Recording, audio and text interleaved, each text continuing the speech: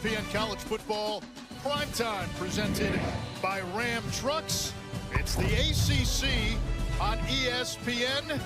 First time North Carolina and Cal are meeting as conference foes.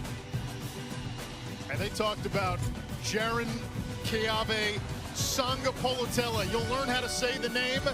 One of the best freshman quarterbacks in the country. That's why the Golden Bears are California dreaming. Well, it's been a bit of a nightmare for North Carolina, but tonight they hope to wake up and get that first conference win under Bill Belichick.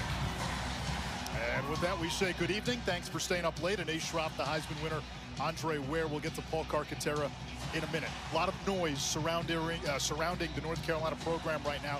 The easy way to turn down the volume, improve play tonight. Yeah, or win a football game. Not just improve, but win a football game on the road in the ACC. And the schedule after next week's game against Virginia, very manageable for North Carolina. Meanwhile, for Cal, you lose Fernando Mendoza to Indiana. He might be the #1 pick in the draft, but they have a guy in Jaron Keave Sangapolatella who might be the #1 pick in a couple of years. Yeah, he will. He's going to be a first-round pick. And that's just out there. The talent, when you turn on the video, unbelievable. Great arm talent, going to be a superstar in this league. And the way he layers throws with touch, throws with accuracy, can drive the football.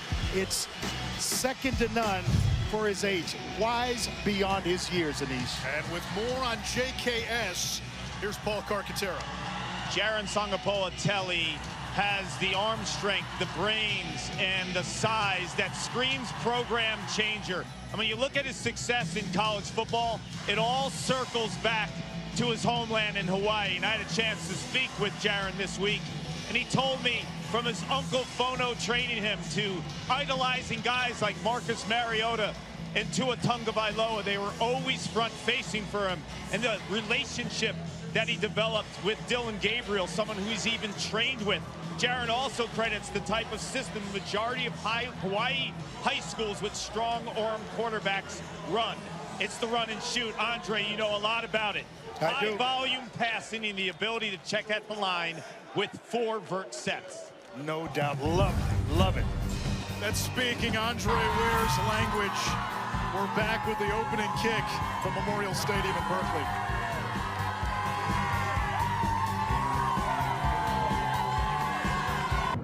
Bill Belichick on Monday shot down the reports that he's looking for a buyout and trying to leave North Carolina.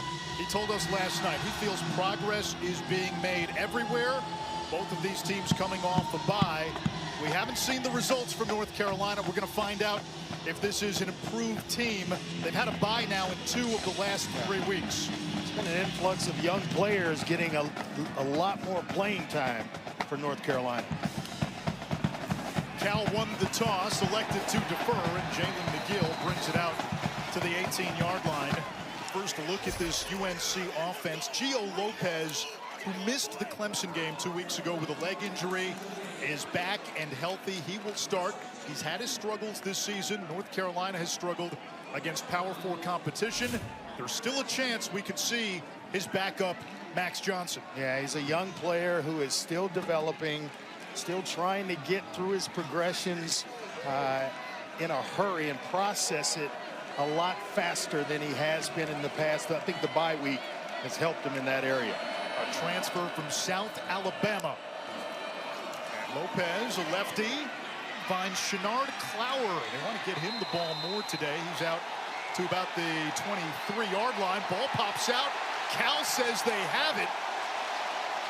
Cam Sidney covered it up, and that is a disastrous start for Cal if that's a turnover. Not sure if for UNC. The runner was down before the ball came loose. It's second down. I think they're going to have to take a look at this one in East. This looks like a fumble and a strip before the ball is out and moving before he touches down. I think this is going to be Cal's football somewhere around the 24-yard line. Let's listen into the ACC's Game Day Operations Center. We have a ball out, and I'm trying to give you the best shot right now to show that that ball was out. So you're going to use the far handheld to be able to show that. So go That's to the what I far was hand. on. Yep, keep going, keep playing it. Keep playing. Your body parts are all up, and you're going to see the ball is out with the body parts all up. I got you. The ball is out behind the runner there. And now, if we continue to play, keep running it through, you're going to see a defensive recovery. So we're going to overturn, yes, inbounds, that's right. So we're going to overturn the ruling on the field, and we are going to have California ball, and they are going to be at the plus first and 10. This can be at the plus 25. Plus okay, 25. The plus 25. First and then it's going to be hash 5. Hash 5. Hash 5. And we're not resetting the clock. And the clock is good. Yep. Correct. I've got that. We good, John? Yes, sir. Thank you. All right, you bet. Thanks, everyone. After review, the runner lost control of the ball before he was down. Therefore, it is a first down, California. A disaster out of the gates for UNC. You think about how the Clemson game started a couple of weeks ago. Clemson's first play from scrimmage, double pass, 75-yard touchdown. Now North Carolina fumbles it away on its first play from scrimmage tonight in Berkeley. Yeah, and it's their nickelback, Cam Sidney, who forced the fumble and recovered it. And he's a guy with a lot of range and a lot of playmaking ability on the back end for Cal. This is outstanding for Cal and a nightmare start for North Carolina. First down, the give is to Kendrick Raphael, who sledgehammers inside the 15. It's a first down for Cal. Already a couple of 100-yard games for Raphael this year. Right up the gut. Excellent block by the left guard, Spazovic, who throws the basically the block that gets him to the first down mark.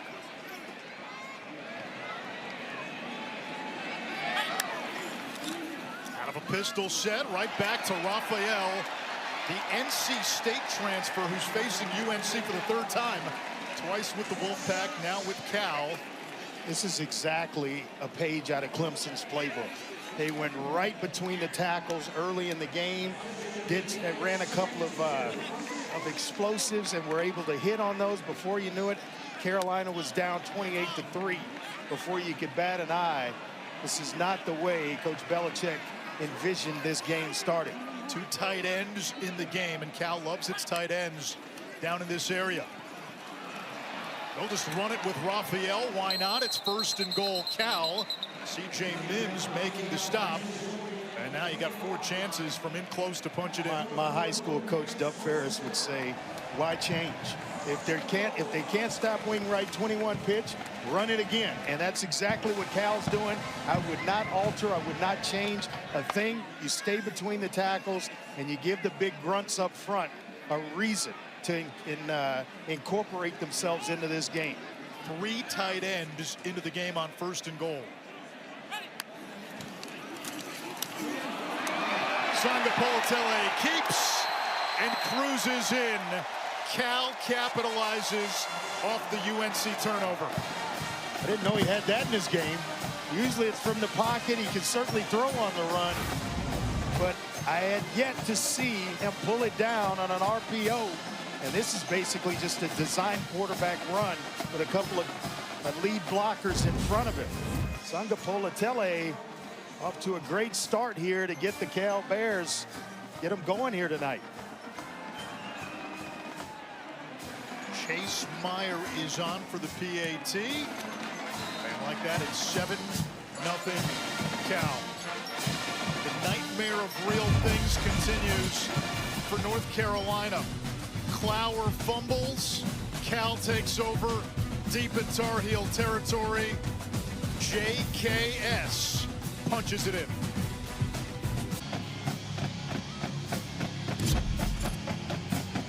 It's been a rough go in year 1 at North Carolina for arguably the greatest head coach of all time. And against Power 4 competition, the slow starts have been demoralizing. Just look at the last 2 games. UCF and Clemson, you add in today, they've been outscored 62-6 in the first half of those games. It's tough. It's tough to come back from that. You're asking a lot of young players. You're trying to add an influx of young players to help this thing along. But then Glauer, who they want to get the ball to, he puts it on the ground early in the game. McGill from the 2. And gives Carolina a bit of a spark with a strong return out to the 33-yard line. Take 2 for Gio Lopez and this offense. Excellent return there by Jalen McGill to set up Gio Lopez with some pretty good field position in which to start this drive. Now it's take care of the football in order to get Gio Lopez into this game. Give him some easy throws, something that is easy on the outside, away from the middle of the field where it may get tipped. Build some confidence within this offense to get these guys going.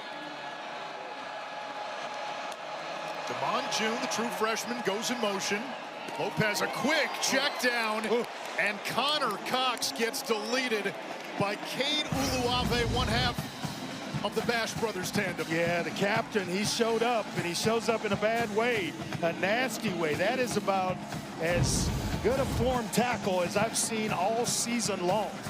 He can run, and when he gets there, he is a big-time playmaker that loves to strike. He and number 41, Luke Farrelly, the heartbeat of that defense in the middle.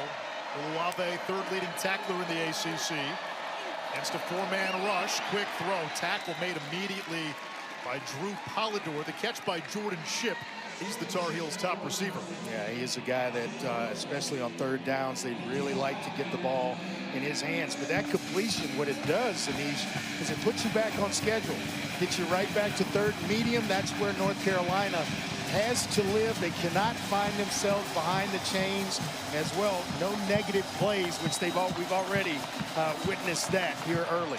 Offense has been a struggle for Carolina this season. Man rush.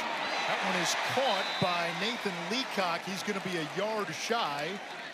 And an early decision for North Carolina. It looks like they will punt on 4th and 1 inside their own 45.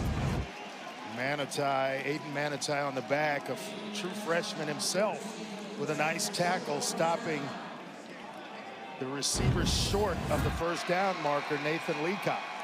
McGinnis to punt. And one of the top return men in college football, Jacob DeJesus, waits at his own 10-yard line. Dangerous. Line drive kick, DeJesus. Fields at the 9, lost it, recovers, and then shipwrecked right at the 9-yard line. Time for a quick word from Verbo. As your host, I have some rules. First, no showers longer than 5 minutes. This isn't a spa. That's the rule. Meanwhile, at a Verbo, get the vacation you expect, and never a hovering host. Second drive for Cal, and quarterback Jaron Keave Sanga-Politele, 19-year-old, a true freshman from Eva Beach, Hawaii.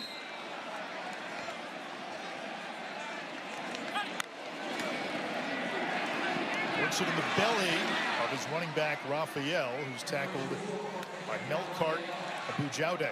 You know what Sanga-Politele means to a program like Cal?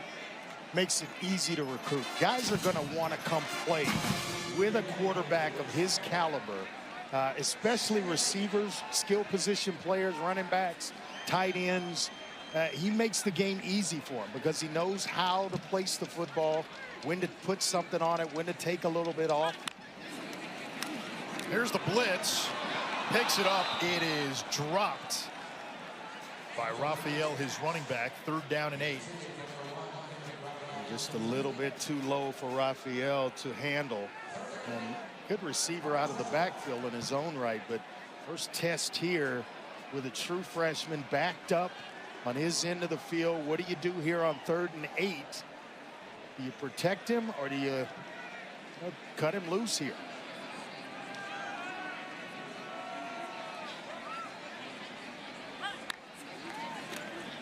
A 4-man rush. Quick out, almost picked. Wanted DeJesus. And UNC right there. Marcus Allen closing quick. It's a Tar Heels team missing its top corner and best defensive player, Thaddeus Dixon. Yeah, DeJesus has got to check his shoes.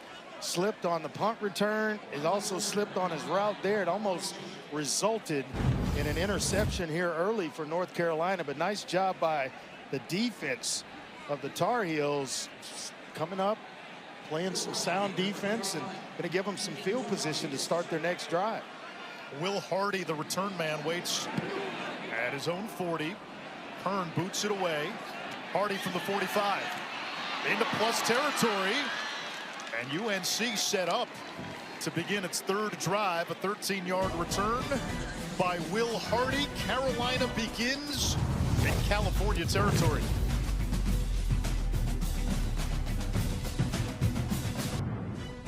ESPN College Football Primetime is presented by Ram, official sponsor of the College Football Playoff.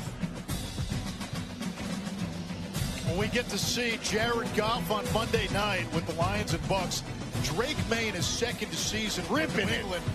He has taken the leap, and he looks like he's got a chance to be an elite quarterback in the NFL. I tell you who else looks like they can be an elite quarterback in the NFL. Mac Jones. And Mac is tearing it up in San Francisco, and I think he got jobbed in New England when he had a defensive coordinator calling plays for him. That's just my opinion. Mac Jones starting again this week for San Francisco. Brock Purdy still out. Good starting field position for North Carolina to begin its third drive, and it's impeded by a false start. Unless they were drawn offsides.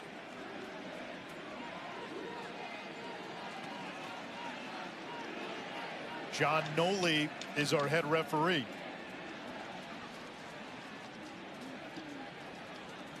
False start. Offense number 58. 5-yard penalty. First down. In a lot of ways, a microcosm of the season to date for North Carolina. As most coaches would say, you got to hold your water. Especially with the field position you have. A couple of first downs, you can get yourself on the scoreboard, but you can't do it by going back. And we just talked about the last possession. They cannot play the game behind the chains. Both teams, again, coming off a bye week. Devon June, the true freshman, ran into his own man. And then a nice tackle in space by the freshman safety, Aiden Manutai. Both these teams started with running back by committee. Raphael's been the lead guy for Cal, and June, a true freshman from Jacksonville, North Carolina, near Wilmington. He's become the top back for Bill Belichick. Runs hard. Sometimes for a young player, you know, it doesn't make sense, but in this sense, when Freddie Kitchens told us, sometimes he runs too hard because he hits the hole a little bit faster than it's there and developed. Right back to June, hit the hole fast there, and he gets close to the original line of scrimmage, 3rd and about 11. He gets to and through the line of scrimmage, and they want him to punish defenders. Sometimes he'll try to shake them. You know, you got to be one or the other, or you know, they want to see the physical part of June rather than him trying to make everybody miss. Is this a spot, Andre, you pick up 5-6, you go for it on 4th down? You get to 4th and medium, I think so. Davion Gauze is the new running back. Play clock down to 3, down to 2. Cal rushes 4. Lopez to the sideline, broken up. That's Zeke Masses, one of the top corners in America. He leads the ACC with 4 picks. Actually making Paco Austin. Yeah, another outstanding corner. And all they do here at Cal is produce defensive backs. Year after year, scouts are coming here. If you need defensive backs, this is the place to come. Justin Wilcox, Terrence Brown, those guys can coach them up. They know how to read, react. There's a standard of playing in the secondary here at Cal. 3 DBs drafted off of last year's team. And DeJesus makes the fair catch at the 13-yard line. Missed opportunity with the short field for North Carolina.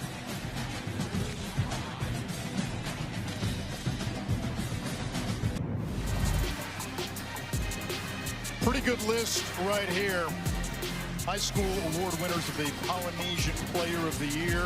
Puka Nacua, already one of the top receivers in the NFL. Tetaroa McMillan having a standout rookie campaign for the Carolina Panthers. Dylan Raiola really had a strong freshman year last year for Nebraska. And then Jaron Keave, Sanga Politele. Andre, when you turned on the tape, what was it that made you go, wow, with 3 in yellow? Just his poise. I mean, he does not look like a true freshman just entering college and taking snaps. He looks like a guy that has been there for a while and can be a special player. He finds DeJesus and a tremendous tackle in space by Andrew Simpson. JKS, 10,653 passing yards. Campbell High School, it's a Hawaii all-time record. And I mentioned in the open, his Uncle Fono was his quarterback coach growing up. Never changed his throwing motion, Andre. His uncle's main focus for Jaron was working on his footwork, his timing, his hips. I'd love to see you break this down. Slingshot in traffic. And the ball comes out, ruled incomplete. Wanted Jordan King. North Carolina talked to us about those 50-50 balls. That's a win for this UNC defense. Yeah, it really is. What Cart's talking about, the throwing motion is going to be what it is, because when you're under pressure, you're going to revert back to how you've thrown it all your life. But the footwork is where you can really improve as a passer, and that just kind of grabs your attention when you look at this young man throw the football. Steve Belichick, the defensive coordinator of North Carolina, always seems to have his receiver in the framework of his body, and therefore you can be accurate when you're throwing it. False start. Offense, number 54. Half the distance to the goal. Still third down. That's Frederick Williams. The left tackle position has been a revolving door for Cal. They've had 3 different starting left tackles this season, and Justin Wilcox told us if they could settle the offensive line, they could be special. It would unlock a lot of this offense. It's been a little inconsistent, to be kind. I think he can be a pretty good player at left tackle. Sanga Politele from his own end zone delivers a strike. They call Jordan King the mailman. He's delivered of late on some big third downs, the former walk-on. Watch the confidence in the poise as he scans the field from left to right and makes the decision to pull the trigger. That is going through your progressions and waiting. That ball's out in front of the receiver, Jordan King. Simpson coming on the blitz. Sanga Politele moves the pocket, finds L.J. Johnson, who was part of the running back rotation for an SMU playoff team a year ago. With just that, is when you turn the film on, that is exciting for any quarterback, scout, coach. When you see that, a young player like Sanga Politele go through your progressions and then complete it, that's next level stuff.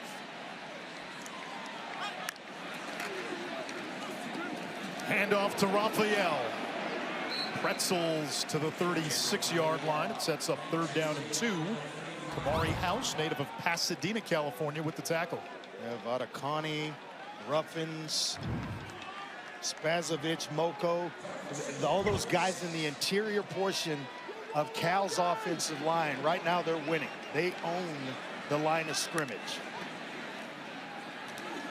Offensive line holding plenty of time. A sidearm slingshot with a little too much mustard for Tron Grizel. It's 4th down. This is pretty good protection for a while for Sanga Politele. And then all of a sudden it starts to break down right in the interior and no one's open until the final. Right when he's ready to pull the trigger, Tron Grizel comes open. Will Hardy with the pressure. Michael Kern to punt, low snap. Hardy signals for a fair catch and makes it at the 30-yard line. It's an SEC Saturday on ABC. Ole Miss and Georgia. How about Trinidad Chambliss, D2 transfer from Ferris State, 4-0 at UB for Ole Miss since taking over for the injured Austin Simmons. And then you got Tennessee and Alabama tied have won 10 straight at home against Tennessee. Tennessee's last win in Tuscaloosa, go back to 2003. That was that 5 overtime epic. Wow. Tennessee had a 4th and 19 conversion in double overtime. Could be a changing of the guard, a little shuffling in the top 5 after the earlier game's result. This is Benjamin Hall. So we saw Damon June earlier. Now we get to see Benny. This is another youngster, Anish, that kind of jumps off the film. He runs with he runs compact and powerful. Boy, just kind of spreading everything out here. A little bit of a swinging gate formation. Yeah. Lopez rolling out, throws downfield, has a man open, and it is caught all the way inside the 30-yard line. That's Kobe Paysor, 5th-year senior, all 5 years with the Heels. Had made a bunch of catches this year. He's had 2 to be exact, that being his 3rd, and 1 for a touchdown. But wide open downfield, had Cal really confused with that look. And now using a little bit of tempo. The previous play is under review. And they're going to take another look at that last ruled catch by Paysor. See if maybe the ball found its way to... Let's listen in with the ACC Game Day Operations Center. He is contacted before meeting the element of time, in my opinion. Okay. And as he goes to the ground, yeah, John, we have slight movement I noticed on one of my shots. Okay. And I'm trying to see if I've got anything that shows the ball clearly. Bill, we had a loose. completed catch. That's not going to help me. Yeah, John, as he goes to the ground, we see the ball move somewhat, and I'm trying to find the best shot to show you here. That's not going to help. Okay. That one shot, Mark, is all I saw that shows right here. We see the ball right there. Control. You see the ball right here, but I can't tell. He still could This is not going to be. He could still have a hand on that ball in control right here. Correct. Keep playing it through. Okay, we're looking through all of these angles. You got a new look on Echo. Okay. So we're looking through. Based off of all of this, he maintains the ball. The ruling on the field will be upheld. I agree. Okay. Ruling on the field will be upheld. Yes. Ruling is upheld. Okay. After review, the ruling on the field is upheld. It's first down, North Carolina. Kudos to Jim Phillips and the ACC. You took the words right out of my mouth. Transparency. Yes. You get to see how they go through the process. And again, there was a little bit of doubt, but not enough to overturn the ruling on the field. The evidence was not conclusive or indisputable. I think it's just outstanding how, as a fan, if I'm sitting in my living room watching a game and I get to see that, and there's a great appreciation for a peek behind the curtain, so to speak. Paysor in motion. Lopez flings it out to Benjamin Hall, the Michigan transfer, and an easy catch was dropped at 2nd and 10. He does a little bit of everything well. More of the complete back. Excellent in protection. And he's played a lot of football for a young player, redshirt sophomore, that has a bunch of football left ahead of him. But he runs with an element of power that you don't want to step in front of him. Won a championship with Michigan 2 years ago. There's the blitz. Lopez downfield, almost picked by Masses. That would have been number 5. There's a flag down. We get an interference call here. Peacock was the target. Holding call in the secondary. Offense number 5, defense number 5. 10-yard penalty, automatic first down. Had to be right at the end of this thing because Masses just pulls up. I don't know about who held who. Yeah, who was holding who? I think that's a no call and a play on Matt. We may have to revisit that one and ask the expert about that. Instead, first down and 10. Hall jigsaws inside the 10 and pinballs into the end zone. A much-needed answer for North Carolina. That's exactly why I said you don't want to get in front of a guy like Benjamin Hall because he runs with so much power. You can't arm tackle him. And then when you show up, you better go low because he's going to make you feel it. Excellent kick out block, cuts up inside, and then he is going to finish. You saw Masses try to come up and make the shoulder tackle. That's a 185-pound corner trying to shoulder tackle a 235-pound back. Yeah, the physics is that don't add up for Masses. Now, we weren't math majors, but that adds up for us. Yes, no doubt. For 20 years, Allstate has celebrated every field goal and extra point made at participating universities by donating to the university's Athletic Scholarship Fund, supporting all student athletes. Thank you to Allstate. If you're in Chapel Hill or if you're a Tar Heel fan, can you feel a little bit of the weight come off your shoulders with that touchdown? Especially this early, the way the game started for North Carolina, you think, oh no, here we go again. But they were able to kind of persevere a little bit, weather the storm, and then find their ways to the end zone to tie this baby up. This is North Carolina's 4th game against a Power 4 opponent. That was their first half touchdown against the Power 4 since the opening drive against TCU. Wow. I think we all watched that opening drive and we were thinking, whoa, they're going to be, you know, this is going to be something special.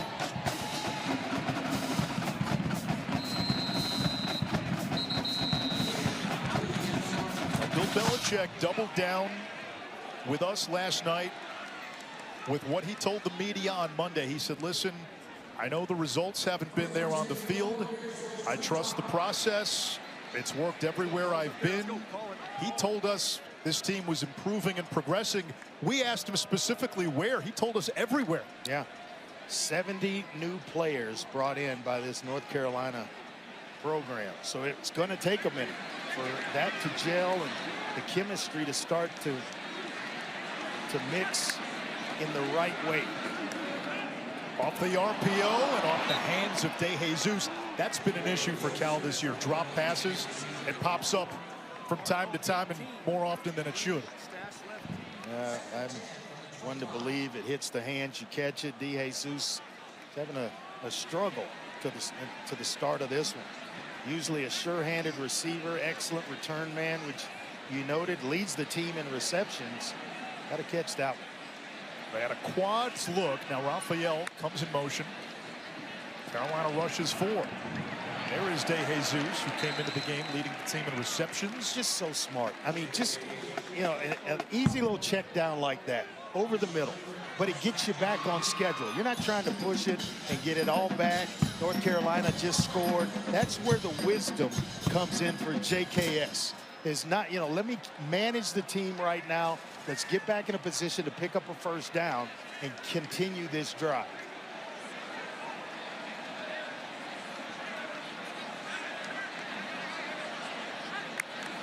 Raphael goes in motion. Here comes the blitz. Sangapolitele finds Mark Hamper for a first down, standing in against the blitz. And I tell you what, so many times on video, you see throws like this from JKS, taking the punishment, and a DB can't believe the ball got there. I may have just grazed it with my fingertips, but it ends up in a completion. Raphael, not much running room. And taken down by Smith Bilbert. Nice job to kind of plug that up by Steve Belichick, their defensive coordinator, because that's been where the success has come from for Cal here early, right between the tackles, moving bodies inside, but they're kind of plugging things up, forcing a 2nd and long. Jaron Keave Sangapolitele, 4 for 9, 42 yards. He's run for a touchdown. DeJesus, the motion man. Time in the pocket. Off the hands of DeJesus. Grizel almost caught the carom. It's 3rd down. Andre, one of the changes that Cal made in the offseason, they brought in Brian Harsin to be their offensive coordinator. They also have Nick Rolovich on staff, former head coach at Hawaii and Washington State.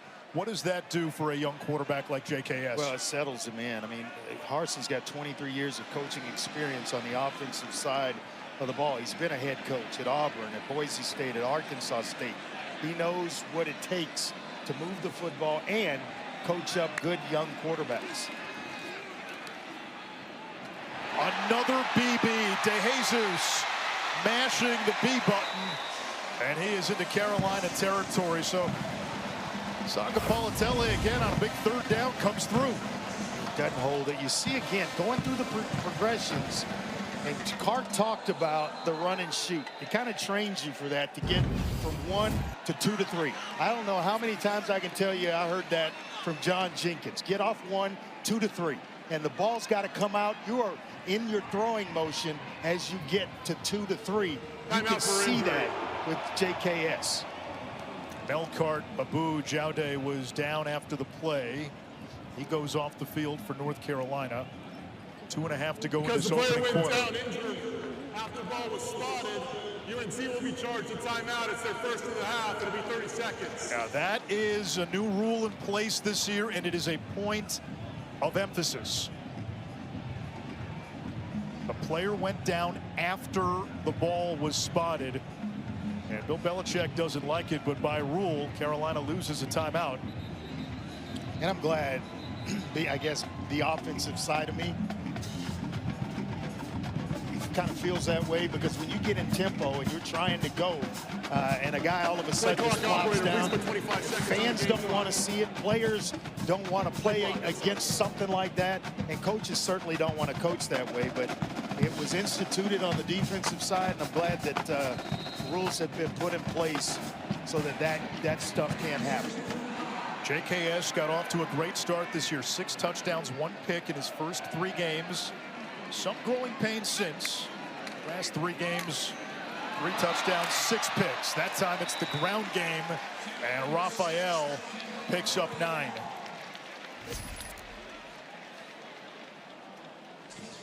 North Carolina opened this game with a fumble on its first play from scrimmage. Cal, a few plays later, punched it in on a run by Jaron Keave Sangapolutele. UNC getting into the end zone on a touchdown run by Benjamin Hall.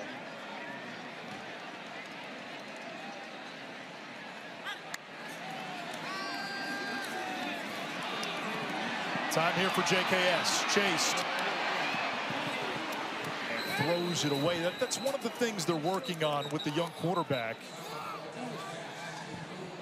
Now, they may talk about grounding. Did that ball get back to the line of scrimmage? He was out of the pocket.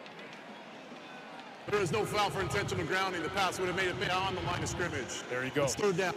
One of the things the coaches want JKS to do a little more is throw it away. Yeah. Take some of the checkdowns. They know, and I think that's exactly he can hit the home run. Yeah, that's exactly what he's trying to do there. He just underestimated the speed of Tyler Thompson, a defensive end that can actually run you down. We welcome those of you who just watched the Dodgers win the National League pennant once again. That way we'll go back to the World Series to defend its crown. That one dropped by the tight end Mason Minnie. Andrew Simpson getting in the way. That Mookie Betts made a play in the hole last night. Unbelievable, where he skips it to first base off one leg. Unbelievable play. Congratulations to the Dodgers as they continue on to the World Series. I believe we have not had back-to-back World Series champions since the Yankees did it 99 and 2000 and 98. 4th down and 1. Hand off to Raphael. And he moves the chains with 1:40 to go in the first. And a flag at the very end of the play. Yeah, a little extra. And I think this is going to go against Cal. Davion Harley with a little bit of extra.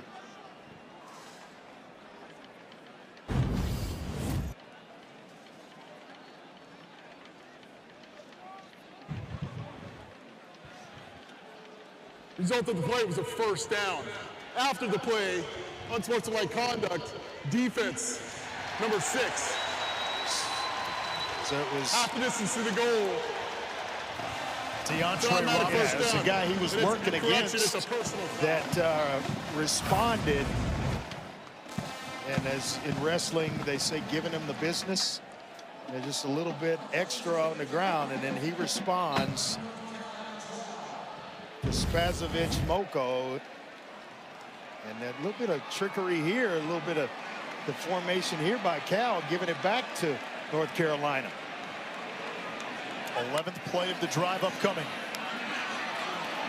DeJesus brought down in the flat by the nickel, Caleb Kost, who also played college baseball at UNC at one point. Now all of a sudden, Jacob DeJesus is starting to come to life. Mentioned earlier, he leads this team, this Cal offense in receptions. They love to get him the ball early, and we saw him trying to, but he just kept putting it on the turf. Now they've got DeJesus in the backfield.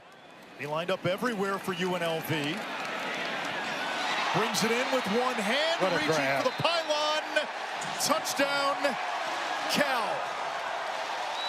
What a grab. Rolling on the field is a touchdown.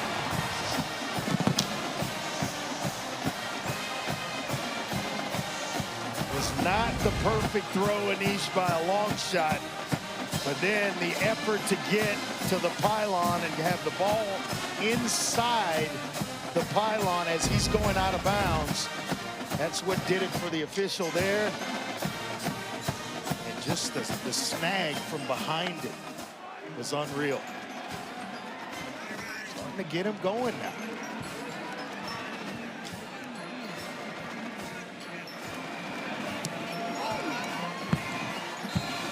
PAT by Meyer caps a 12-play, 75-yard drive, a flag down. You're going to get a couple of receivers going inside and DeJesus to the outside, and it's just a nice little short roll and throw.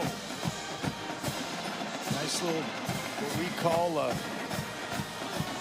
rub route, where you have one receiver, which was Grizel. He gets outside of him, but that catch at the end of it, the receivers work on the tough ones. You never know when you're going to have to make one in a game, but when you've worked on it, you feel pretty confident about it.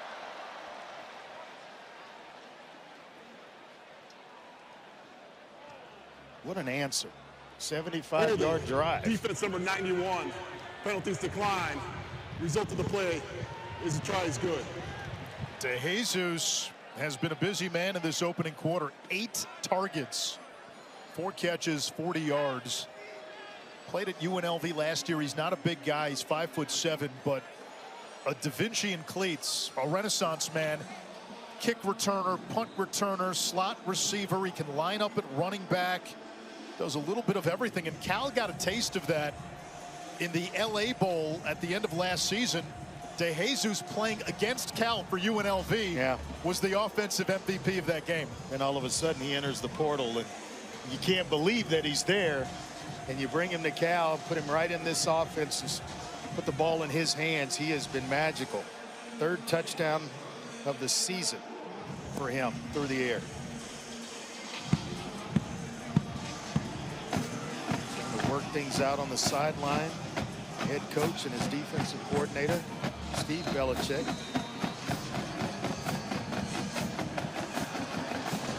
They did a nice job of plugging the middle there for a little while, where Cal was having so much success running the football, but then with every good offense, they pick it up and start throwing it when you bring guys to the party inside. Michael Luckhurst handling kickoffs for Cal today. Just added to the roster. He was on the Cal soccer team. Was on the football team before that, now back with the football team. Looking to get a little more on those kickoffs as we take a look at the college football headlines presented by Edward Jones. Indiana didn't mess around. They weren't waiting for anybody to poach Kurt Cignetti. They signed him to a huge extension that runs through 2033. All that man does is win. Google it. And he said he wants to retire in Indiana. How about Louisville earlier tonight?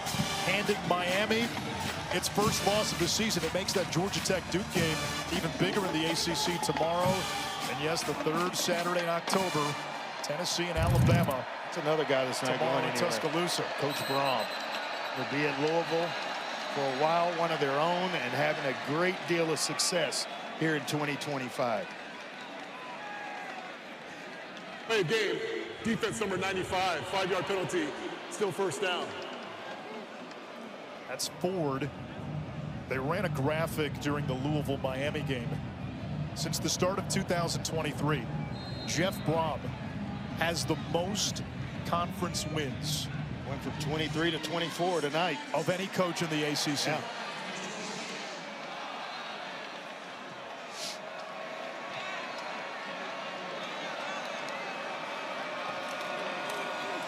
Benjamin Hall, who has the Carolina touchdown, Amtrak's his way close to the 40-yard line for a pickup of a baker's dozen.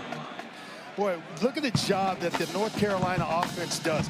Look at that push. That gives him a nice little alley right there in which to run through. They do a heck of a job of reestablishing the line of scrimmage for Hall, and he is off to a magical start tonight. 3 carries, 35 yards, including a touchdown run from 18 for the lone UNC score. Cal ran 25 plays in the opening quarter, on pace to run 100 plays as we go to quarter number 2 in Berkeley.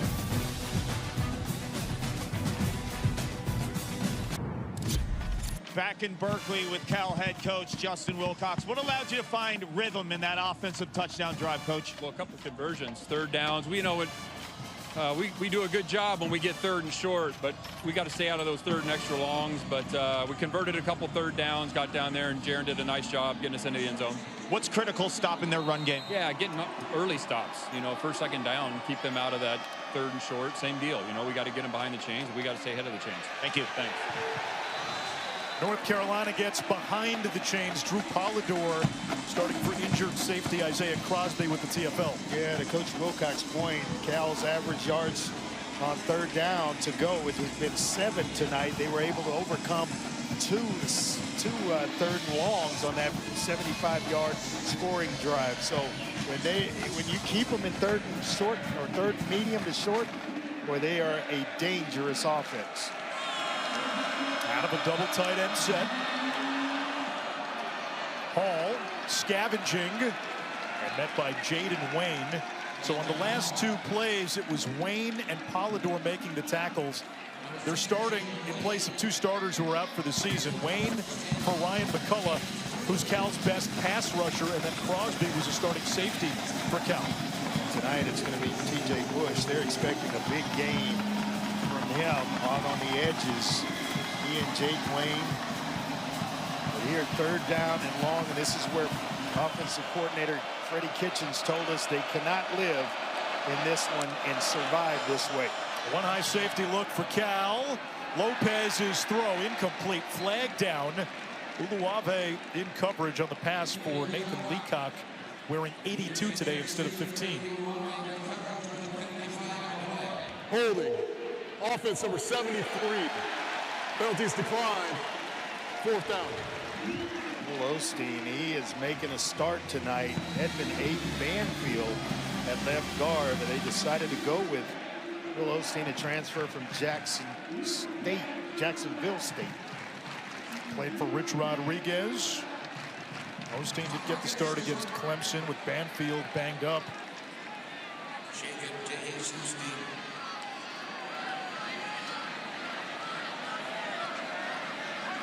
McGinnis to kick it away. De Jesus, an All-American return man a couple of years ago, makes the fair catch inside the 25 after a 40-yard kick. The Cal offense with the lead and back to work.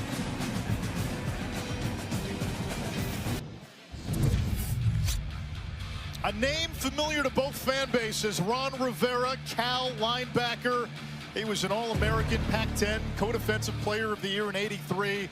Played for the '85 Bears, spent his whole NFL career with the Bears, went on to be a head coach in Carolina with the Panthers, also the Commanders. He's now the general manager for Cal, and he's with Paul Carcaterra. That's right, Anish, and he's back home.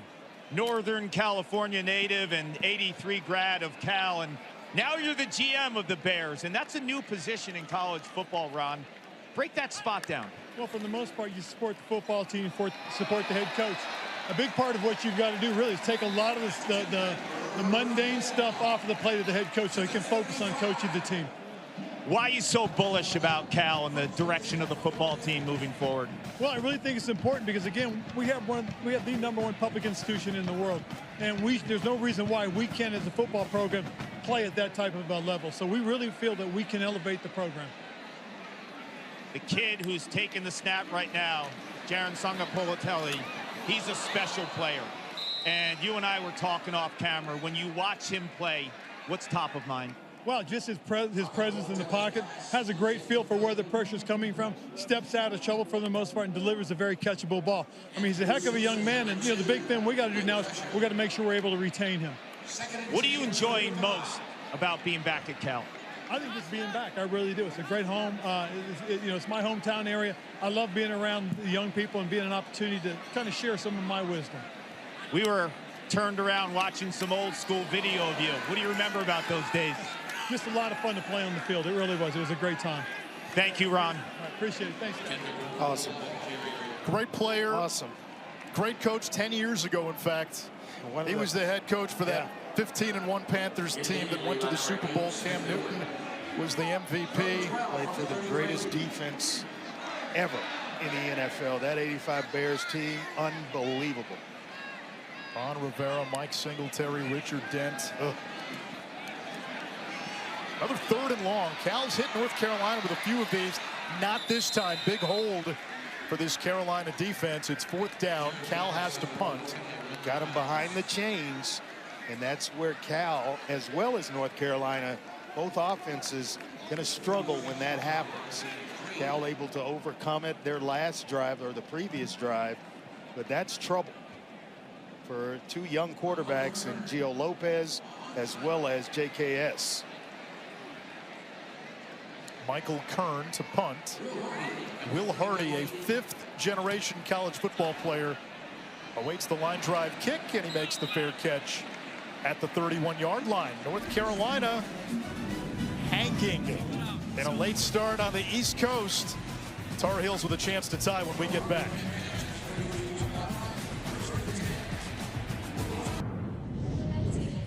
UNC center Chad Lindbergh has now played every position on the offensive line, and prior to this season, never snapped the ball. Mr. Versatility is our Friday night spotlight. He currently holds 2 degrees, a bachelor's in finance and a master's in business analytics.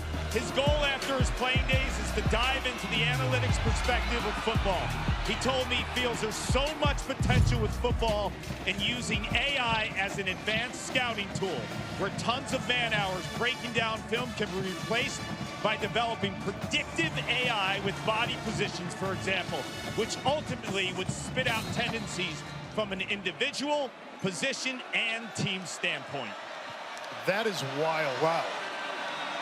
Play action, Gio Lopez. And able to find Pesor for a 1st down. Karth left out one tidbit. He needs a patent on that, on the idea itself. Paul, Chad Lindbergh's mom was a big fan of who? Andre Ware. She went to Houston at the same time as Andre. And I asked Chad, what did she tell you about those days? His response, pretty simple. She remembers a lot of winning and electric plays by a legend of a quarterback. Just hope she didn't tell him that when I wasn't in class. Benjamin That's Hall. what I was worried it was going to come out of his mouth. Pulled down by Uluave. Awesome. Emily Lindbergh. 2 degrees already. That's big time, and he has got things figured out. That's for sure. Hello, Miss Emily. Go Cougs. 2nd down, 9 to go. North Carolina north of 100 yards in the first half of a Power 4 conference game, or a Power 4 game, for the first time this season. This is their 4th Power 4 game, and Benjamin Hall has had his way with this Cal defense. He is running. That's 10 more. Like a grown man tonight. And that's what popped, was eye-popping to me when you turn the video on to watch North Carolina's offense. He only had 20 carries coming in, and I'm thinking, why didn't this guy get in the ball more? You know, and all of a sudden tonight they decide to utilize him, and lo and behold, he gets in the end zone, and he is just wrecking shop right now. 6 carries, 49 yards, including a touchdown. Go right back to Hall. Showing some patience there in these, allowing blocks to set themselves. Pulled down by Aiden Kiana-Ina. Just as I mentioned earlier, redshirt sophomore, versatile, compact, and powerful. 5'11", 235, and he gets a breather.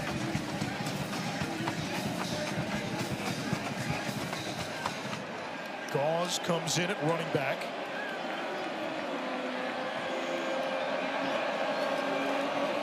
Play action. Lopez takes a shot and almost picked by Austin. Went right through his hands. 3rd down and 7. Not a lot of plays through the air downfield this season for UNC. No, pretty good protection. He's got a lot of time in which to throw this, and he puts a tremendous amount of air under it. Just too much air for a guy like Chris Culliver.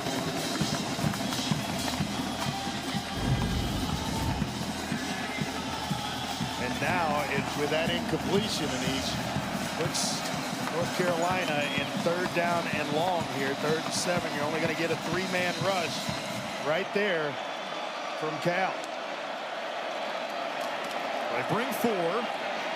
Lopez under duress, trying to escape, and pulled down at the 40, and this may be a go-for-it spot for UNC. It is in uncharted waters right now, and where it's too long for a field goal, and you feel bad if you just punt and give up the football on 4th and about a long 2, maybe 3 yards here.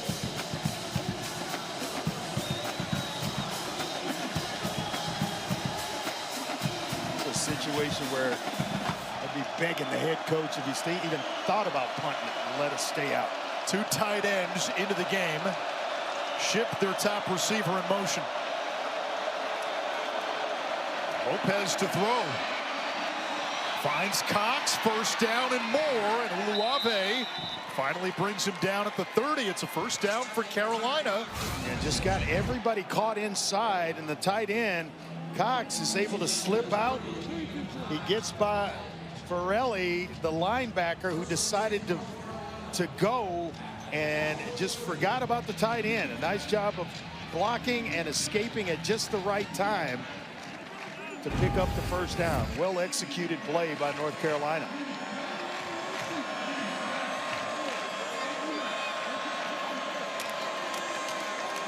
Gauze is tripped up after a gain of a couple. Polidor, the safety, a transfer out of Montana State.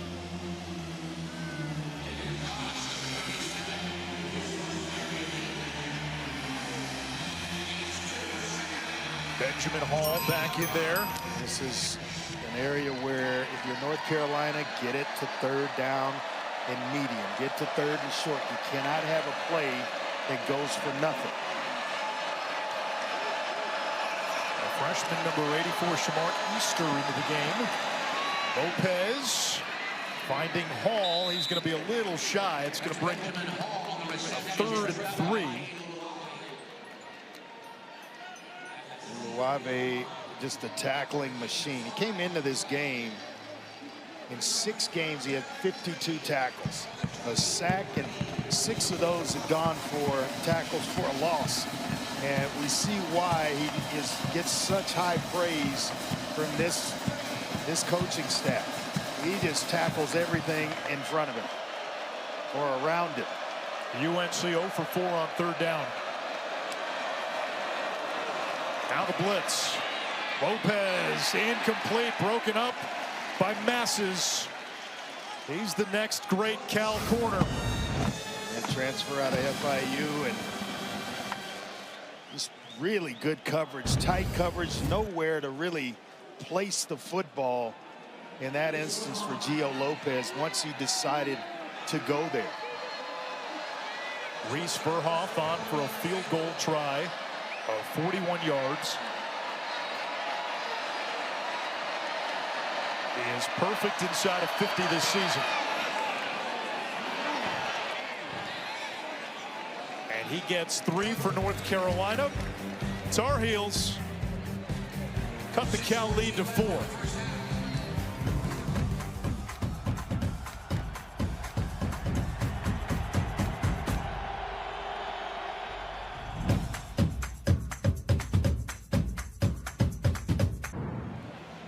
Memorial Stadium in Berkeley sits on an actual fault line, and we heard tremors earlier tonight when Louisville sent shockwaves through the ACC, knocking off number 2 Miami, intercepting Carson Beck 4 times. The Louisville defense made big plays, and even with all the turnovers, Miami had a chance at the end. Beck, with his team in field goal range, threw a pick. A couple of bad decisions, but the last one I don't put on Beck because the ball was tipped. If you get a block or a piece of the edge rusher, then that may have been a completion. They may tie the game up, and who knows what happens. But 4 interceptions on the night, not a good look for the Hurricanes. So that means that Georgia Tech Duke game, which was a big game to begin with, even bigger. ACC Huddle is live from Durham, North Carolina. The Yellow Jackets, unbeaten, fighting Brent Pease. They are playing. Is favored. Duke had a big win not too long ago against Cal. Tune in on ACCN Saturday at 10 a.m. Well, you knew his team was going to be tough, physical, and they would run the football, and that's exactly what they've done this season. JKS, quick throw, and another drop. Boy, Cal has heard that too many times. Mason Minnie. And he's usually sure-handed. The guy they love down in the red zone. 3 touchdowns this year already. He's become a big-time playmaker for this Cal offense, and I'm surprised it's kind of taken him this long to get him the football. And Justin Wilcox joked when we said, did you know what you had in him? He goes, oh yeah. He goes, I can sit here and take the credit, but he said he came in from Idaho, he worked, and he's been a surprise to the entire coaching staff, but he's a big part of the offense. Carolina rushes 3. Jesus fell down again. That's 3 times at least tonight. He's fallen down. Yeah, he's got that spat job around his cleats, and you know, I don't know if that is what's the cause, but he's got to make a change at halftime. And then to put a bow on Mason Minnie, he came into college at 205 pounds. High school quarterback. And a high school quarterback, and his gain, he's now 240 at 6'4", and has made himself a really attractive football player. Sangapolutele with a strike. It's the mailman. Jordan King delivers, and it's another big 3rd and long conversion for Cal. Yeah, he's got good size and speed, and watch this throw. I mean, just threading it into where the defense is not. That ball's thrown before King makes his break. Big possession late in the first half with Cal getting the ball to begin the 3rd quarter. They're loading up to bring some pressure. Right on the outside. RPO. De Jesus finds a little bit of a crease in the tunnel. 2nd down. Well, you kind of have the nerves where you might get a drop or 2 early in the game, but by now you figure receivers, backs, everybody's kind of settled in. They continue a little bit for Cal. The fake to LJ Johnson. There's De Jesus again. He makes it look so easy. For most righties is when you're rolling to your left. That's a tough throw because it's away from your body. For a lefty, it's rolling right. Well, watch JKS make this look easy. Just a nice little jump throw to the outside, on time, accurate for a 1st down. He's got all the tools. 6 catches on 11 targets for De Jesus. LJ Johnson cannot find the edge. It's 2nd down and 10. When you can do that, and now there's not a tail on you as a quarterback where He throws better going to his left than he does his right, or his right going left. You know, now you open up or you unlock the entire field to a quarterback, and man, does he's got all the gifts you need. 6'3", can spin it and accurate with it. And he's just young, 19 years old, a true freshman. Penalty marker down. Before the snap, false start. Offense number 54, 5-yard penalty. Second down. Second penalty tonight on Frederick Williams, the left tackle. This is what Justin Wilcox spoke to us about. He said, this is not necessarily a big play offense. They get sacks, penalties, get behind the chains. It makes things difficult. Yeah, tough to overcome it. But as they grow, and they keep that guy number 3 and stir up some things up front in front of him, they could be a special offense in a hurry. Keep it on the ground. And Johnson gets close to the original line of scrimmage. 3rd and 11. This is now a big spot for this North Carolina defense. We've seen Cal convert far too many of these 3rd and longs for Steve Belichick's liking. And it's one of the things that defensively he said that, you know, they have to get off the field on 3rd downs. They also wanted to keep the quarterback in the pocket, and they've had a rough time of doing that. It's a 4-man rush. And that one incomplete in the direction of Minnie. I think in there that it was already discussed that if they come up with any kind of progress on 3rd down, they were going to go for it on 4th, which is why he went underneath and didn't try to push the ball down the field. But now a punting situation for Cal. And a nice stop for Steve Belichick and his defense.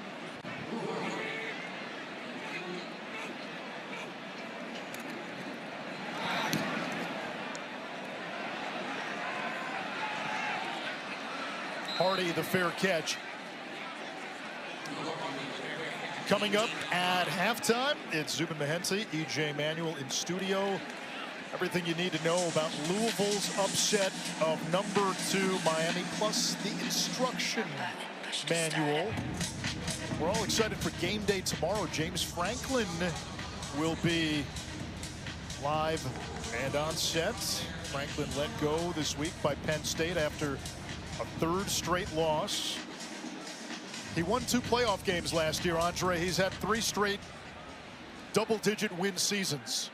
If he wants to coach, I don't think he's going to have a problem finding his next place to do such. A lot of big-time openings in college football.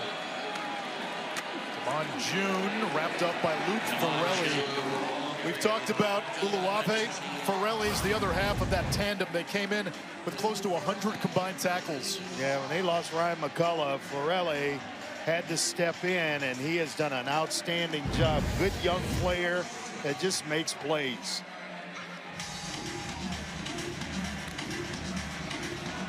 Second down and 8. Bash brothers. We've had a few itinerations of the Bash brothers here at Cal. Obviously McGuire and Canseco way back when. Not much on the ground, maybe a couple. It's 3rd down. North Carolina does not seem to be in any particular hurry. Cal's got all 3 timeouts. We still have the 2-minute timeout. 2-minute timeout. North Carolina has still 2 in their back pocket, so no need to rush. You want to make sure that you're executing well. You pick up this first down of this possession, and then you may start to speed things up. They're going to take it all the way down to the 2-minute timeout. This game turned early. North Carolina's first possession, first play. They cough it up deep in their own territory. Cal taking advantage, punching it in a few plays later. That turnover, the difference in the game.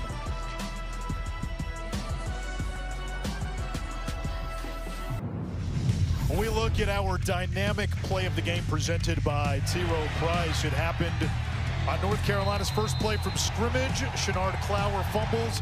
Cal recovers shortly after. JKS, quarterback keeper. 7-0 Cal. Difference in the game. It really was. That is the difference in the thing that Freddie Kitchens talked to us about last night was protecting the football. First play, they put it on the turf. On third down, Lopez will try to run for it. Uluwave shoulders him out of bounds. Does he get to the line to gain? It's going to be close. I think he's going to just barely get there and keep this drive alive. He does. Remember, Lopez did not play last time out against Clemson due to a leg injury. Got hurt against UCF. Man, that hurts way up here when Uluwave hit Lopez. Man, it just, oh. It stops the clock with 1:52. Play action. Lopez with time and nearly picked off by Masses. He's almost had 2 tonight, and the downfield throws for North Carolina have been hold your breath moments for Chapel Hill. Well, he leads the nation in passes defended, so you know it's not, that number's not going to go down because he seems to get a hand on just about every ball thrown his way. And you're right, that's the second time arguably you could say he should have had an interception.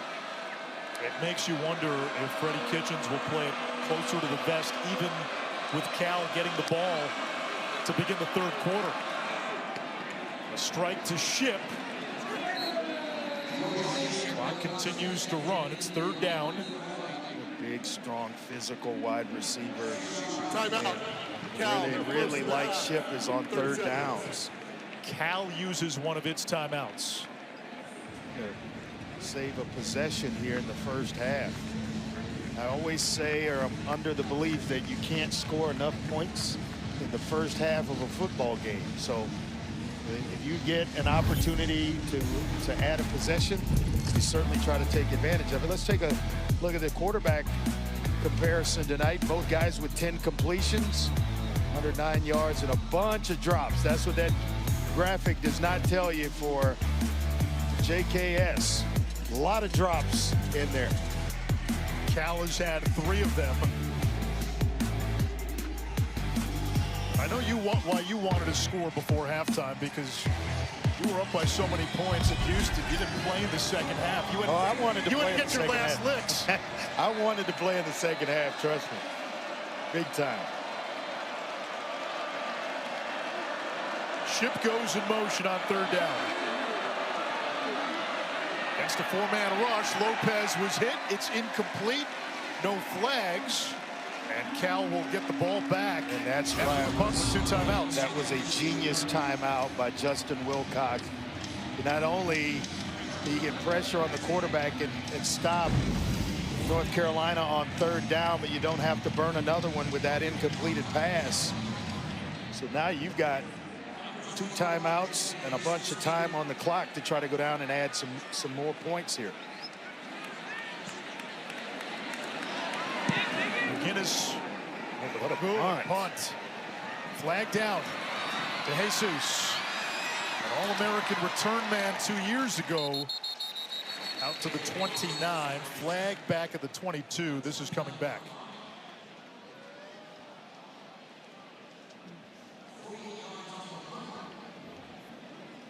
Usually on a hold on the outside on one of the, not on the gunner, but the gunner's probably being held. During the kick, holding, receiving team, number 6. 10-yard penalty from the end of the kick. First down.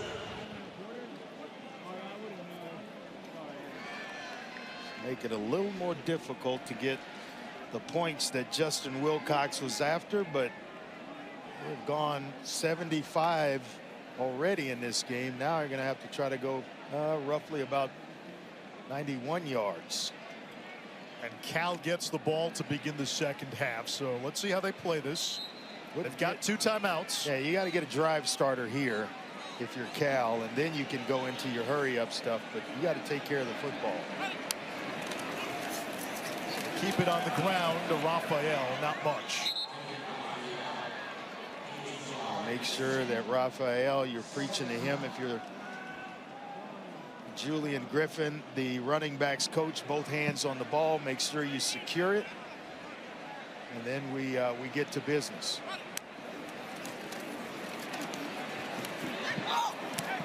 50-50 ball, incomplete, broken up by Allen in the direction of Grizel. It's 3rd down and 9. And now North Carolina. I was about to say, you get now a they stop. have ideas, and Steve Belichick and his defensive unit to get off the field here and force a punt. Can't give up a 1st down right now, and if you stop them short, you know that they're going to punt it away. You got 2 timeouts, and maybe you go down and add some more points. It's a chance to get a short field. Cal 3 of 6 tonight on 3rd and 8 or more. They will throw. Tried to fit that in a tight window. It's broken up, incomplete. 4th down.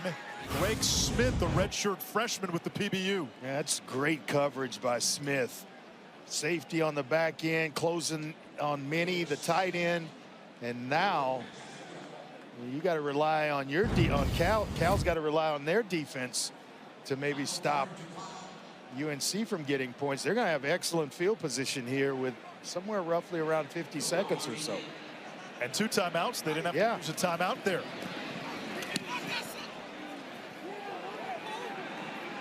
Hardy with a fair catch. It's made inside the 45. Cal has been hurt tonight and all season by drops. Yeah, and it started early. Their go-to receiver and leading receiver, DeJesus, drops. Minnie's dropped a couple, and he drops another one in that last drive. And boy, not only does it upset you as a quarterback because the ball's on the ground, but it's touching your hands. And when you look at that completion percentage at the end of the night, it is not where you want it to be. And it makes such a difference in terms of field position, 1st downs, all of it. One of the highest drop rates in the country for Cal. And North Carolina with a chance to get at least 3, maybe even take the lead before halftime. Working with 2 timeouts, middle of the field, Ship. And that is ruled incomplete. Drew Polidor jarred it loose.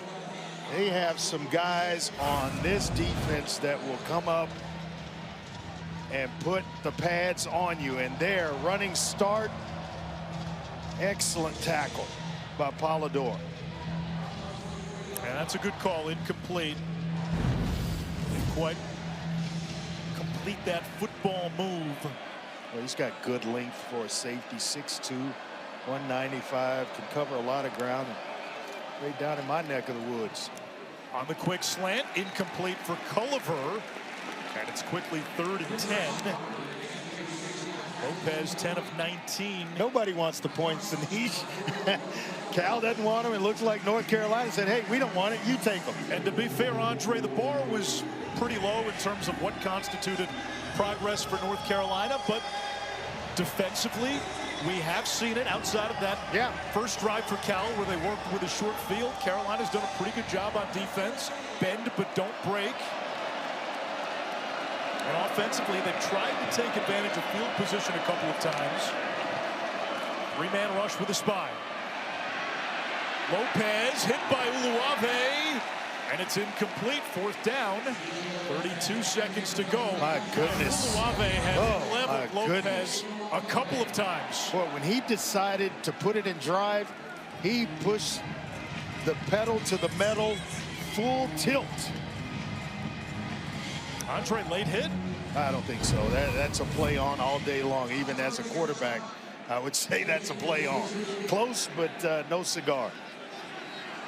So the Tar Heels with the short field go 3 and out. And now you got to be careful with DeJesus back deep.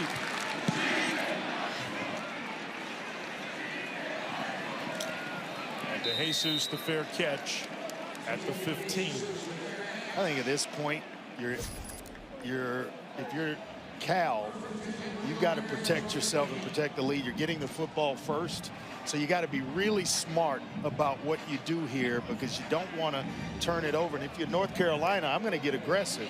Play around the line of scrimmage. I'm not going to let a drive starter get going, and that's in the running game or some kind of draw play or maybe a screen. So you're on alert for those things, but I'm going to hug the line of scrimmage because you know that Cal's not going to try to push it down the field. And if you do, you might get a sack with a fumble attached to it. Cal does come out throwing. It's a check down. It's Raphael. Gets out of bounds. 19 seconds. It saves Cal a timeout. They've got 2 left.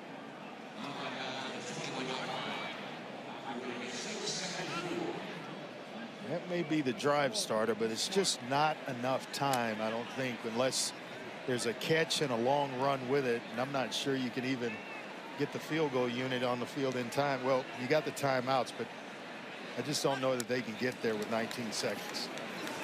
Against a 3-man rush. JKS in trouble. Tyler Thompson comes up with the sack. Now it's definitely let's get to the locker room. If I'm North Carolina, I might spend a timeout here.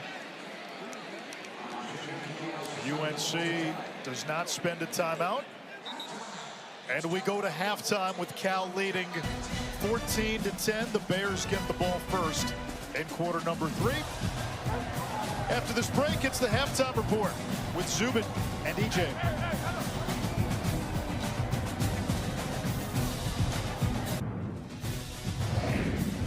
Well, welcome back to ESPN College Football Primetime, presented by Ram Trucks. From Berkeley, California, it's the ACC on ESPN. Third meeting all time between UNC and Cal, first as conference foes. And A. Schroff, Heisman winner Andre Ware. We'll get to Paul Carcaterra in a moment. Close game at the half, which is certainly progress for North Carolina against power conference competition. But this game turned really on one play in the first half. Yeah, I mean, you got to really take your hat off to what North Carolina's done. Traveling all the way across the country. They are right in this fight, and it should make for a great second half. Our game track is brought to you by American Express.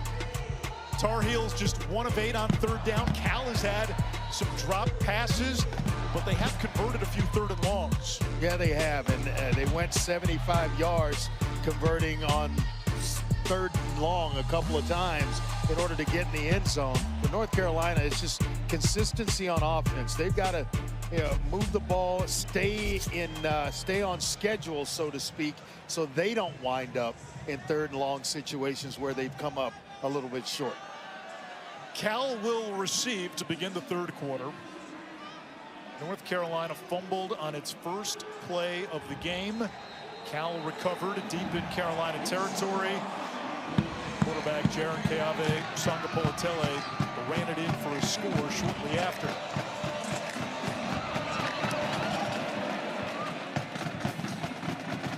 DeJesus from the 3. Bottled up at the 21. Let's check in with Paul. Well, Nish just caught up with Justin Wilcox, the Cal head coach, and his message was simple: catch the ball. And when he spoke to his troops at halftime, he mentioned it's all about the simple things and getting back to the technique and bringing the ball in. He also thinks there's opportunities in the middle of the field when they're on offense passing, because Carolina showed a lot of too high safety looks. Defensively, he thinks they need to make the most of the opportunities in the trenches and make UNC a little bit one-dimensional and stopping the run. It's a one-high safety look to begin. Yeah. And Kendrick Raphael tumbles forward for a short gain. Oh, what a nice block by Frederick Williams III. I know he's had a couple of false start penalties, but there he's kind of had a pancake block. If Raphael would have broken that thing outside, he might still be running. Raphael has taken over as the lead back. Minnie, the tight end. Sangapolatele under pressure, checks down to Raphael, keeps his balance, and he's going to be close to a first down. He's got enough for a first down. A nice job. They want to secure the edge, and they do it with the tight end, Mason Minnie. That allows Raphael to get outside, out-leverage the defense. Right on schedule with the football is Sangapolatele. Jaron Keave Sangapolatele, JKS, committed to Cal last summer, flipped to Oregon, was with the Ducks briefly. Here's DeJesus. And not much room. He lost a yard. Good defense there by Caleb Cost. Gavin Gibson as well, coming up from his safety spot. Transfer out of ECU and escorting DeJesus out of bounds in an ugly way.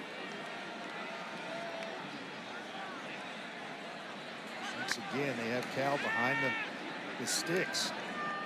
Slingshot to the tight end, Mini. Boy, the arm angles in which JKS can change and get to is just unbelievable. A rusher right in his face. He's got to throw around the defender who gets free and is right in his face, and he's still able to complete it. That's Andrew Simpson, their linebacker, or the middle linebacker for North Carolina.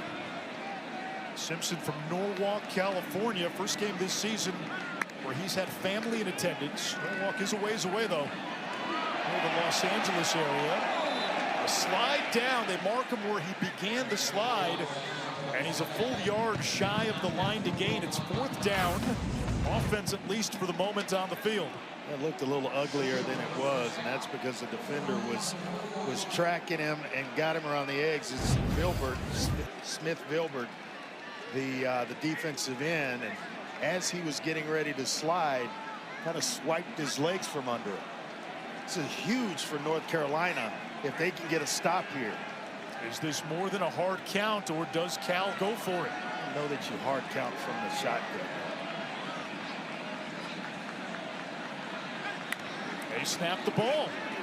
DeJesus wide open. He's got one man to beat. Stiff arm and driven down by Gavin Gibson.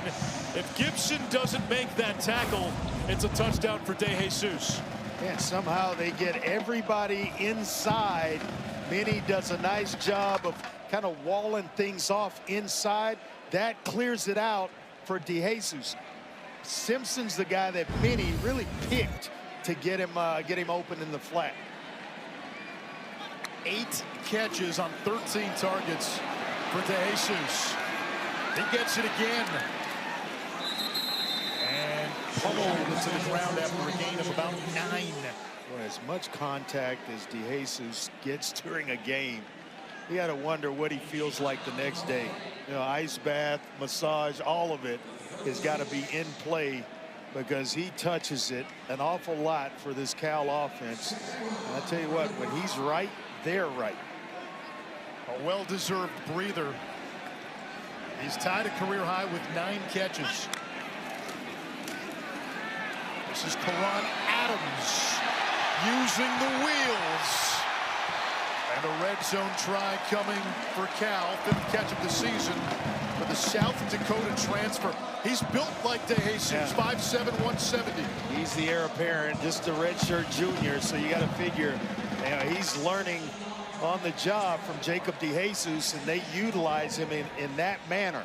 That's usually a play that they draw up for DeJesus.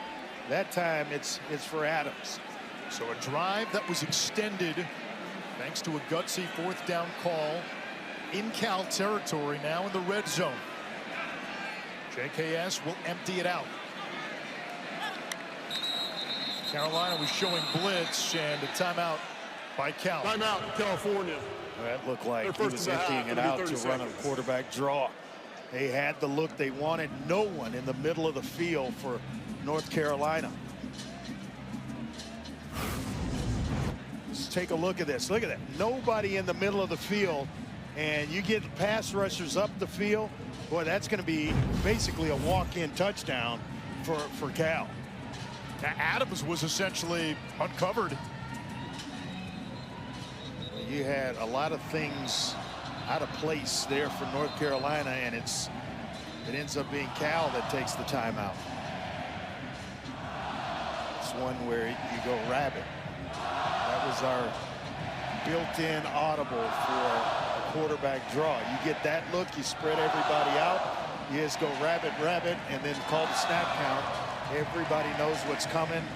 They invite the pass rushers up the field, and so why do you think Cal called the timeout?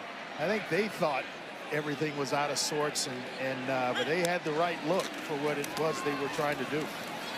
Raphael sheds the first tackle and got a yard. Caleb Cost another stop. It could have been a play clock issue as well. Play clock running down, and you don't want to get called for a delay of game. Opening drive of this 3rd quarter, now north of 5 minutes. DeJesus back in. Part of a trips look with Grizel. and King, and now it's a quads look as Raphael, the running back, joins. Here comes a blitz. It's an all-out blitz. Here they come. Looking for Raphael. Incomplete. Gibson, the safety, punched it away. One of the things that Steve Belichick talked to us about was they have to defend the 50-50 balls, and Cal was so good about doing that this season, coming into this game. And I tell you what, there have been some guys like Gavin Gibson, Marcus Allen. Those guys have been in one-on-one coverage, and it's been thrown up, and they've defended it. And so that part of it, in terms of their keys defensively to this game, they have operated and executed there. 3 of Cal's 4 third-down conversions tonight. Here it comes again. There's have the been on 3rd and long. That's a blitz again. Here they come. Raphael picks it up. 50-50 ball. Incomplete, but a flag. Grizel and Allen tangled up in the end zone.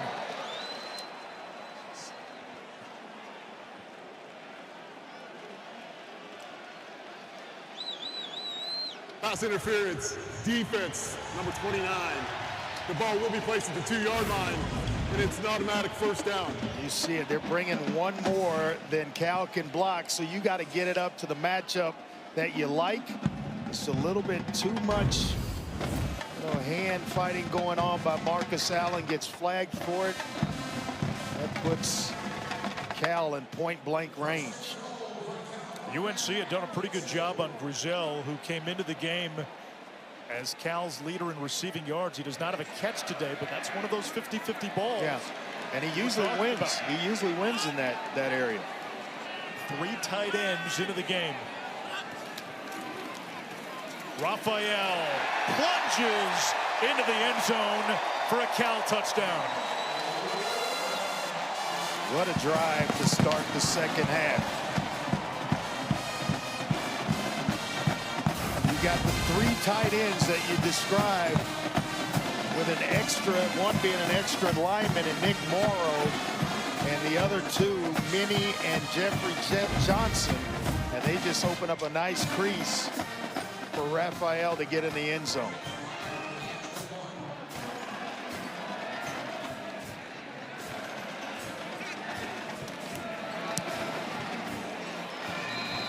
Couple of big plays on that drive. The pass interference on 3rd and long. The call to go for it on 4th and 1.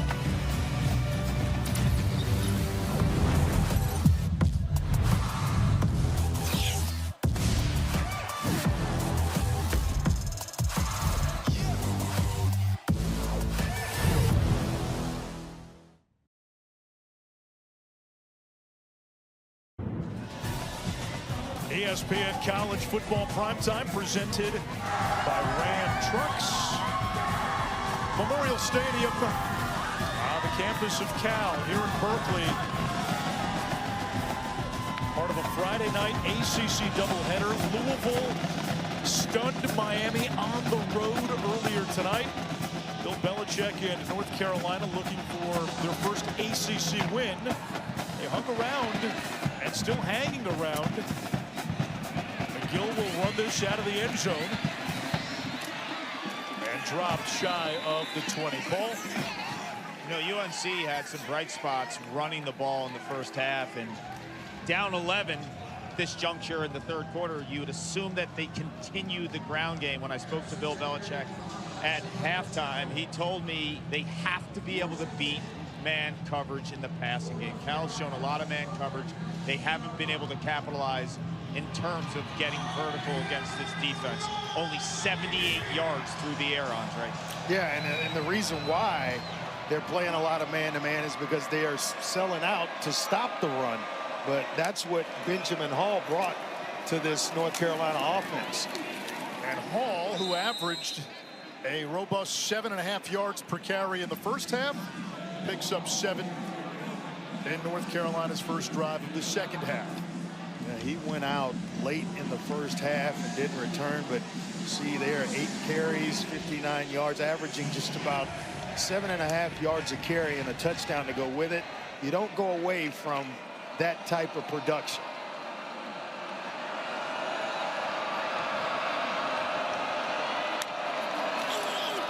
Lopez hands it off. Hall hit in the backfield by Paco Austin, who was at USF last year.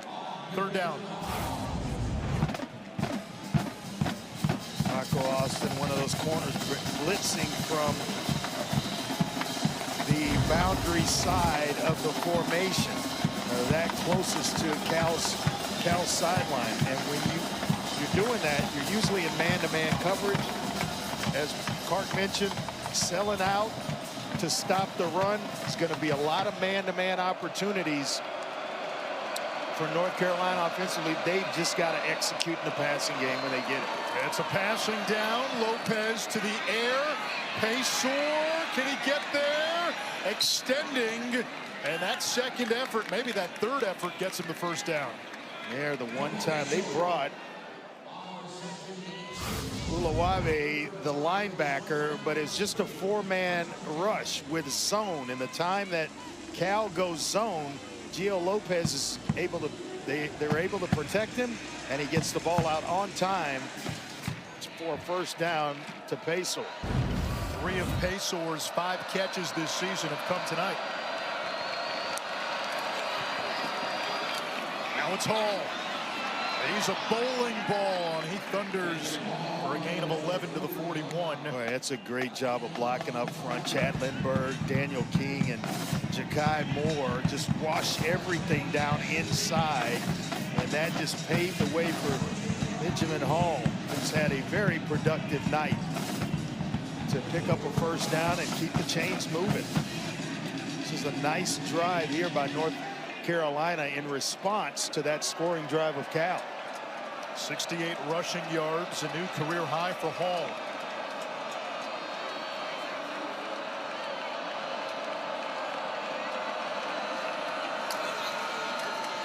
They feed Hall again. And he whirlpools his way for a gain of 3. He has a good sense of this offensive line. And by that, I mean just a little bit of hesitation. And then he explodes. Once guys are set on their blocks, now he engages the line of scrimmage. He's just not running in there to run in. He allows guys to set their blocks, a little kick out block there. And I like this back, Benjamin Hall. And Andre, he's giving this offense a little bit of an identity, which they have not had. Allowing the offensive line to fire off. Lopez in trouble. Out of the ambush, Uluwave has been his bête noir tonight. He is having a monster game. 6'1", 235, plays sideline to sideline, and he will hit and wreck everything in front of him. 7 tackles for Uluwave. He and Luke Farrelly have combined for 14 entering the night. Only Caden Fordham and Sean Brown of NC State. He is some football player, I'll tell you that. Had more tackles as a duo in the ACC. 3rd and 7. Empty set, 3-man rush with a spy. Lopez, that throw's going to be short of the marker. It was his running back Hall. 4th down, quick decision by UNC. Will punt and play field position, which worked well in the first half. Yeah, you have to in this sense because it's 4th down in all of Northern California for North Carolina. So you got to punt, play defense here, hoping to pin Cal down inside their around their 10-yard line or so.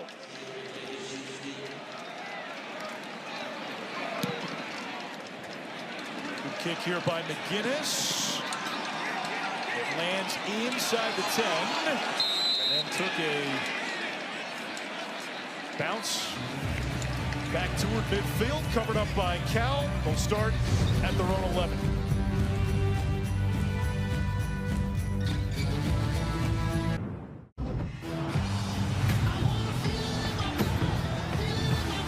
It is the 3rd Saturday in October. Alabama and Tennessee.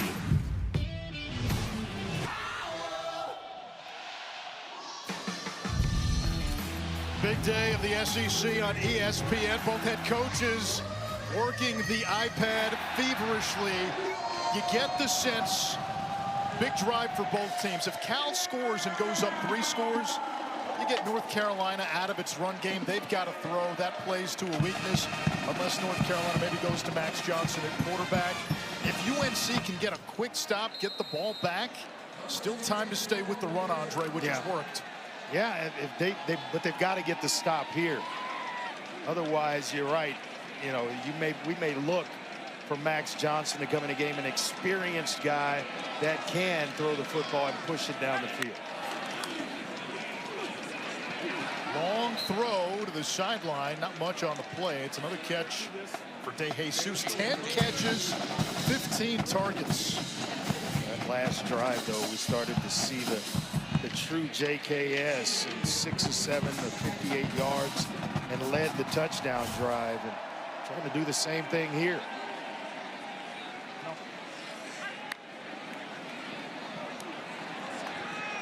That one past his tight end, Minnie, the Idaho transfer. But he's looked so good, and he just seems off tonight.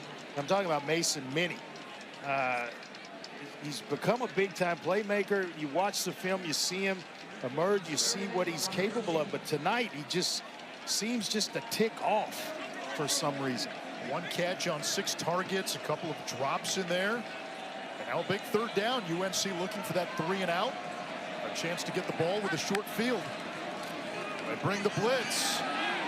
Tonga-Politele tries to thread the needle and does. It's Jordan King. How many times on 3rd and long has Cal converted and it's been King on the other end? And watch the eyes of Tonga-Politele, and he squeezes it between 2 defenders who collide with one another. That's an amazing throw, and the timing is just outstanding. 4th 3rd down conversion of 8 or more yards for Cal.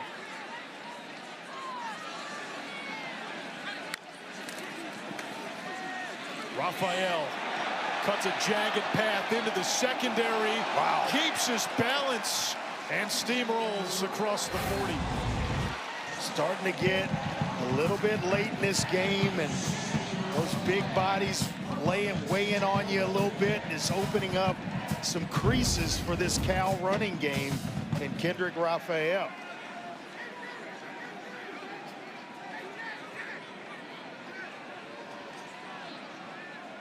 Raphael comes back to the backfield. Simpson coming on the blitz. The give is to Raphael to midfield for a gain of 4. Thing about it, you can blitz, but if the run's away from you and you get pinned inside, the blitz is non-existent. And then he's on the 2nd level of your defense with 1 less defender to bring him down. So guys are out of place. It's why it's 2nd and 6. And a nice 4-yard pickup there to keep you on schedule as an offense. 70 yards on 15 carries for Raphael. Play fake. Back shoulder, Grizel dropped it. And the drops continue to plague the Cal pass catchers. And it's on the Cal sideline, or along that sideline. So they're wanting interference. That's just a flat-out drop by Grizel. Tron Grizel, their most experienced wideout, 6'4" target. He struggled a little bit tonight with some drops and 50-50 balls that we've seen him make catches on. Without a reception tonight, although he did draw a flag on a DPI in the end zone, which led to a Cal score. 3rd down. Rolling to his right. JKS hit from the backside. Ball's out. And it squirts out of bounds. Tyler Thompson punched it out of bounds. 2nd time he's gotten to the QB. Akai Bayer almost came up. Rolling on the field is a fumble forward out of here. bounds. The ball returned to the spot of the fumble. Just did. It's 4th down. Didn't account for what was coming from his backside. And once again, the speedy Tyler Thompson. And he's shaken up a little bit. JKS.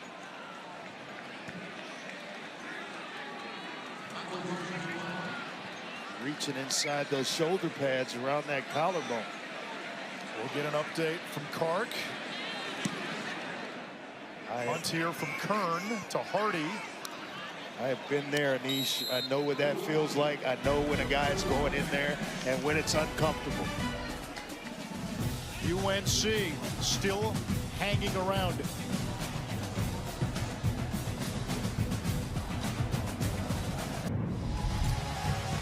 Game day is live in Athens tomorrow morning.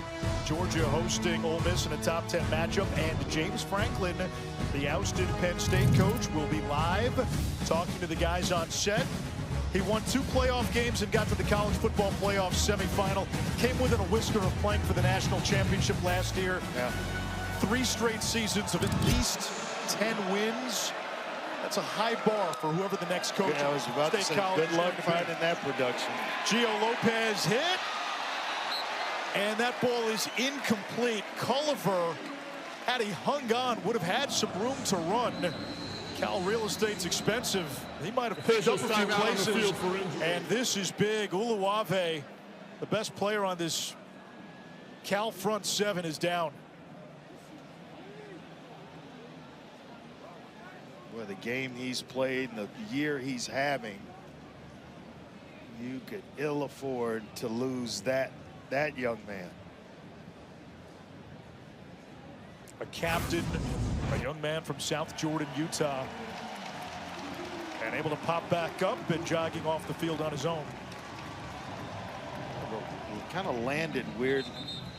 Not sure if the back of Culliver's cleat didn't hit him in the face or under the chin or something. It's good to see him make his way to the sideline on his own. Andre, when we talked to Bill Belichick and Freddie Kitchens, they told us Gio Lopez would start. There would be a good chance we see Max Johnson. Given where we are in the game, given what the score is, are you surprised? We haven't seen Max. I'm kind of surprised we hadn't seen Max Johnson to this point, but the offense is different from one skill set to the other. Lopez with a strike to Ship. He is North Carolina's top receiver. He's got twice as many receiving yards and almost twice as many receptions as any other player. He's not a speedster, but he just gets the job done. And when the ball's thrown in his area, seems to always make the tough catches as he did there. Nice protection up front. The completed catch is under review by the offensive line, and I want to take a look at this baby. While they review, we will listen in to the ACC's Game Day Operations Center. Helps him control the ball on that shot. Bill ruling on the field as a completed catch. All right, John, the angle that I'm looking at here shows him grasp the ball here, but as he brings it towards his body, it looks like the ground might help him make the catch. Let me try to find another angle. This Look at the far handheld. Yep. This shot is going to show that again as he goes to the ground. That left hand is completely off the ball, so there's no way he can be controlling that ball at this point. You got a new one coming in on Bravo. You got a new one on Bravo that helps as well. Let me look at Bravo. Yep. So we're going to overturn the ruling on the field. I'm in agreement. Okay. So we're going to bring this back now. We are going to have... I need to restart my play here. Yeah, that's fine. I got you, and I'll send it to you. Okay. We're going to have... North Carolina ball. This is going to be 3rd and 10 at the 16-yard line. And we're going to be position 3, 3rd and 10.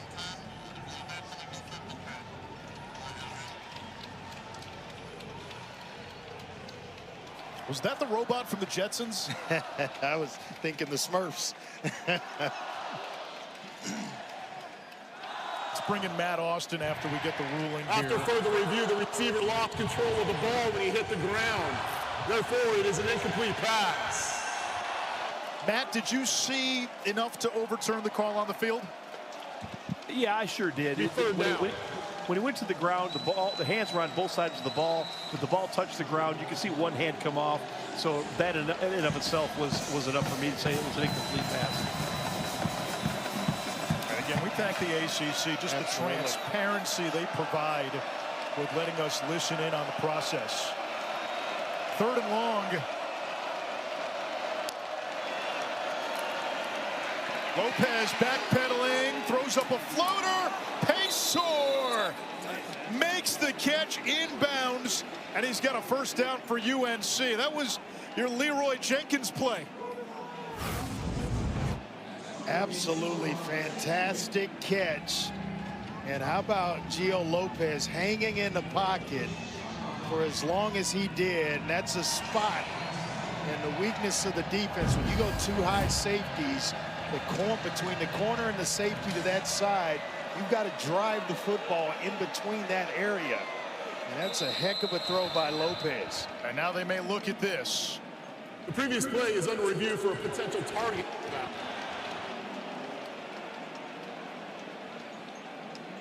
I thought Cam Sidney came in a little bit high. Back we go to the Game Day Operations Center. Are we in agreement that this player is defenseless? He is a defenseless receiver. I'm in agreement. Okay, so we have a defenseless receiver. So now we're going to see number 20 coming. Do we see him leading with the shoulder? I see the right shoulder going into the chest. Okay, so well, hold on. So where he's leading with the shoulder, so we have a leading. Now we need to be able to see if we have contact to the head or neck area. On the view that we're looking at currently, I can't be able to confirm whether or not he is making contact to the head neck area on this view here. Charlie's new angle, but it's the same one. Charlie, okay. the same one I was looking at. So look at Alpha as well. I think it may have been a little different. Okay. That's the same one. So that's the same shot. Right now, if you look at high left end zone, so let us know if we have any other views. Based off of this, I don't see any be able to see forcible contact to the head or neck area. I don't see any. No more coming from the truck. Are we all in agreement? Yeah, the truck is empty now. Okay, the ruling on the field is upheld. We have a catch, inbounds, no targeting. Ruling on the field upheld. Ruling is upheld. Yes, thank you. After review, the ruling is upheld. First down, North Carolina. And the big thing there is they're looking for the indicators. Yes.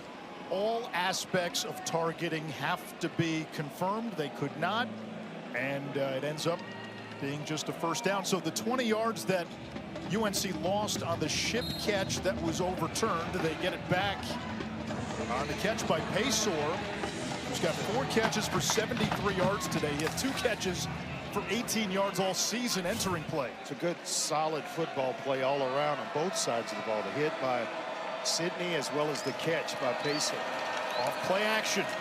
Lopez takes another shot. Carnage on the sidelines. Culliver and Austin got their feet caught. And this may be on UNC. Pass interference. Offense, number 3. 15-yard penalty. Replay first down. Shoots and ladders here for the Tar Heels. The defender in that spot has as much of a right to the ball as the receiver. You see Culliver basically just tackle Austin on that side, or Brent Austin, the corner to that side, just got tackled. Andre, we have not seen Cal bring a ton of blitzes tonight. Given the situation now, you might see one dialed up from this 4-2 look that they like to play. That's their base defense, and they play with a nickel all the time. Lopez is hit. Was the catch made in bounds? It was. That was Shenard Clower. It just looked like there's a bust on the back end. How does he get that wide open? I think Austin went inside. His eyes took him there with a receiver. Clower went right up the outside along the sideline.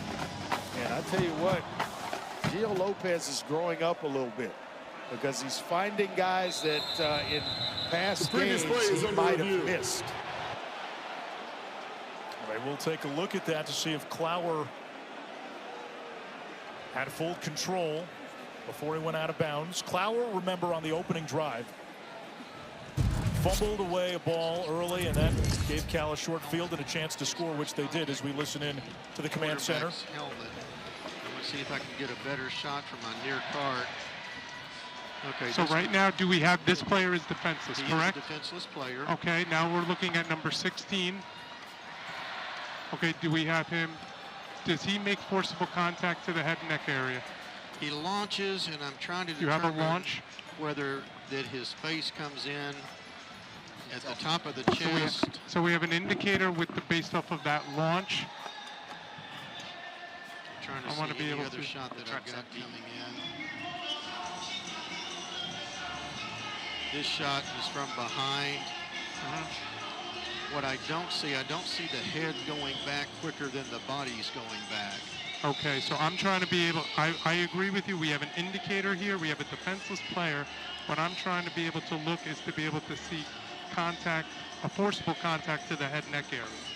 And after looking at this one, he does launch, but I think the attacker's chest comes in, meeting the shoulder of the quarterback, and the helmet may be incidental. I agree with you. So I do not, based off of the views here, we're not going to be able to confirm the forcible contact to the head neck area. So we're going to uphold that there's no targeting. However, for the catch, no catch, let's go to the coach's end zone, please. If you go to the coach's end zone, I'm going to send you this right here, John. We have a catch, correct? As well? Okay, so we're going to look here. You're going to see.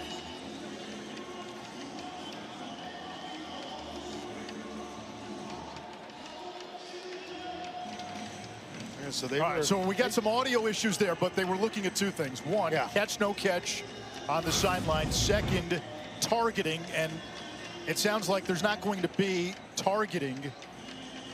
But now they're looking at catch, no catch. I didn't think there was any way this was not a catch. After review, the ruling on the field is upheld. It's a first down, North Carolina. He actually got both feet down inbounds with control of the football. So we play on.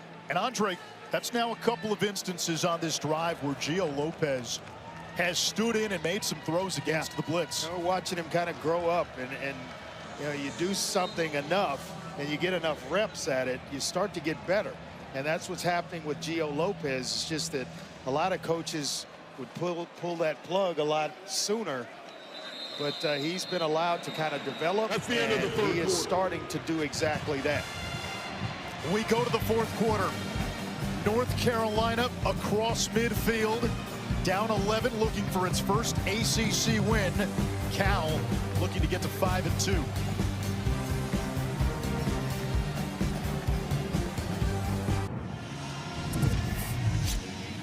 Bill Belichick has been working the iPad all game. And at the start of the broadcast, we addressed some of the noise that's been around the program. It's been a lot of noise through the bye week leading up to this game.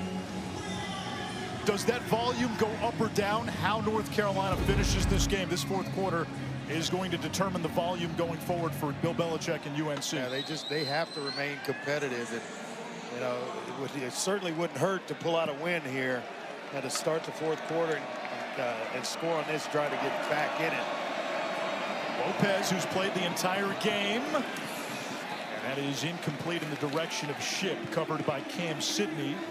Second down and 10. He had some big obstacles to overcome on this drive, but he actually fared well. 20-yard pass as well as a 31-yard pass, both on this drive to push the ball down the field, which we hadn't seen to that point in the game. The UNC defense has given this team a shot. Offensively, not a whole lot of progress made.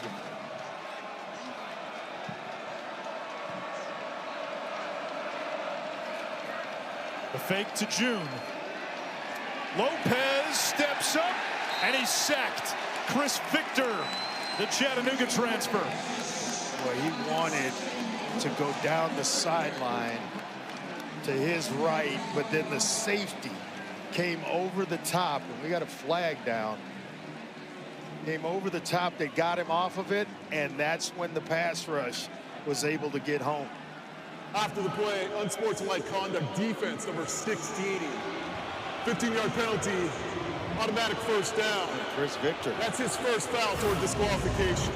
Justin Wilcox spoke to us about these moments. Self-inflicted wounds, unsportsmanlike late hit calls that have turned into drive extenders and game killers for Cal.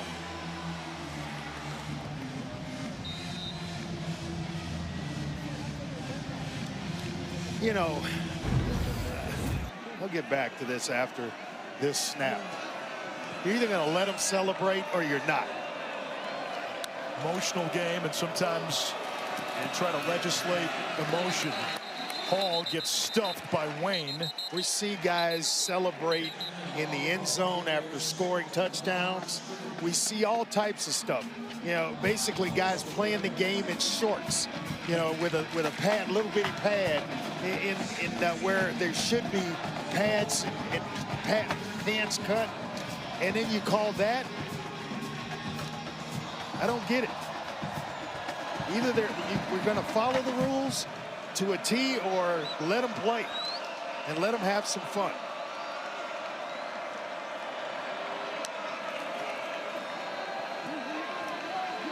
Lopez steps up, not much on the throw. A flag comes in. And we're going to have a from hold the back end in the secondary, so that's going to give North Carolina another first down.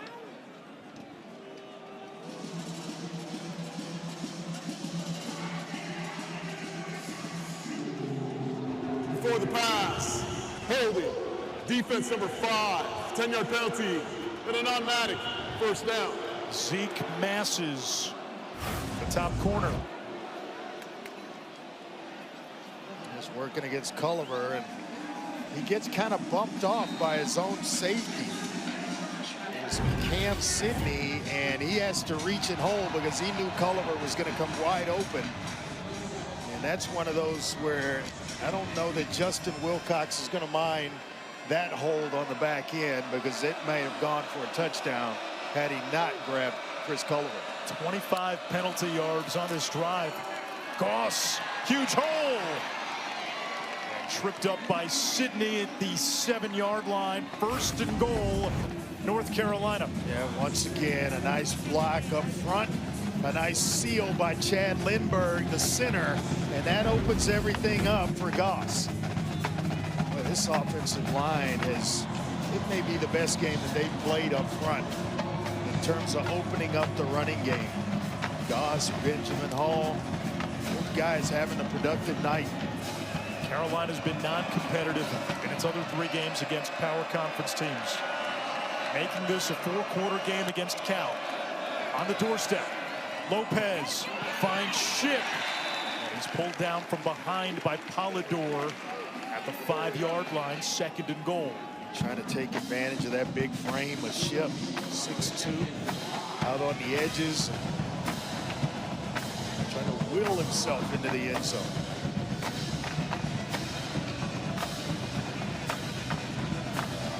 This is huge if North Carolina can get in the end zone here, make this a 1-score game again.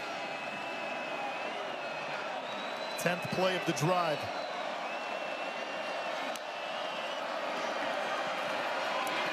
Lopez airmails it, 3rd and goal. Given the fact that a field goal still makes it a 1-possession game, not necessarily 4-down territory, you want to avoid the turnover. Yeah, he felt the captain in the area, Uluave, and decided, hey, I'm going to throw this away and live to fight on 3rd down.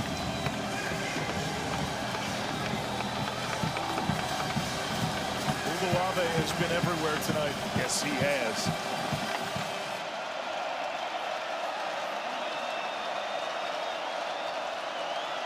Cox, the motion man. It's a toss to Gauze. In for 6. Once again, the offensive line and Ja'Kai Moore.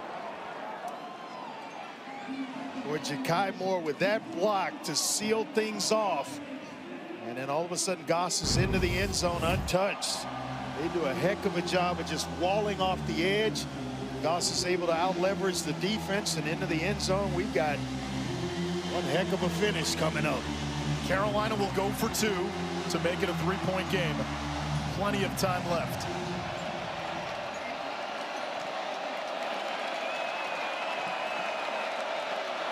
Four receivers to the right, and now Hall, the motion man. Hall's open in the flat. Tumbles into the end zone. The 2-point conversion is good. North Carolina cuts the Cal lead to 3. Great job in protection. Well, how they lose track of Hall, but there, Goss tying things. We're getting into the end zone, and then Hall outflanking the defense. Here comes Carolina.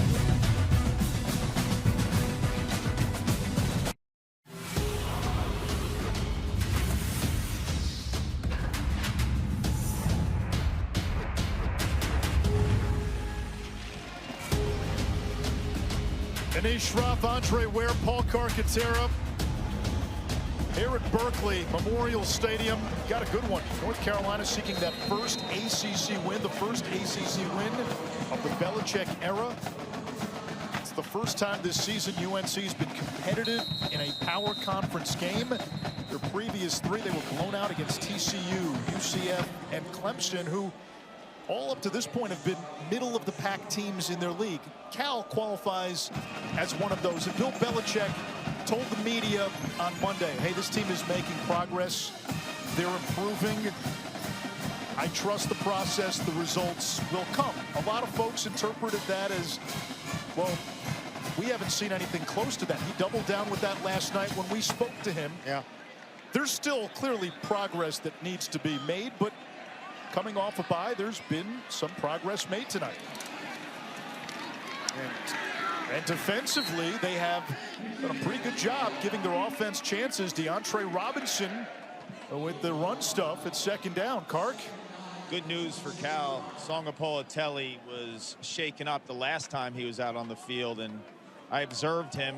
There was no trainer that was overseeing him, stretching his neck, taking some deep breaths. And when you talk to teammates of Songapolatelli, they say he's tough as nails, he's so mature, and he's ready for the moment. Now we saw it in the fourth quarter of the BC game. DeJesus unable to hang on. Another Andrew drop. Simpson got in there. Their team has really done a lot of harm to the other team. It's been a lot of self-inflicted wounds from both sides tonight. I've seen enough drops, and if I'm JKS, I'm in the huddle and I'm saying, hey guys, we got to hold on to the football. This has gotten ridiculous. We've allowed this team to come back, get back in the game because we can't catch the football. You get your hands on it, make a play for me. 6 drops. JKS chased from the backside. Flag down. He's going to be tackled shy of the line to gain. About a yard shy, but a penalty marker back near the line of scrimmage.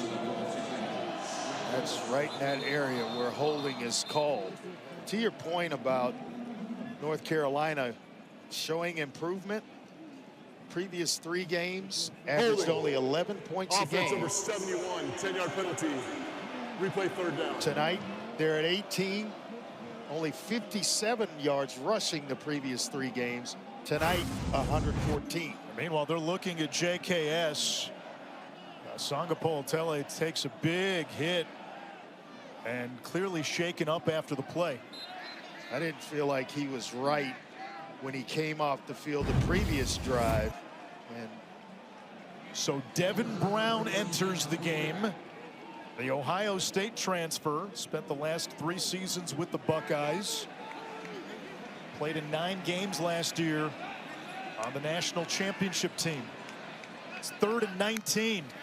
Tough spot, fresh off the bench. Underneath, DeJesus, nowhere to go. 4th down, Greg Smith the stop. And North Carolina is going to get the ball back and should have somewhat decent field position.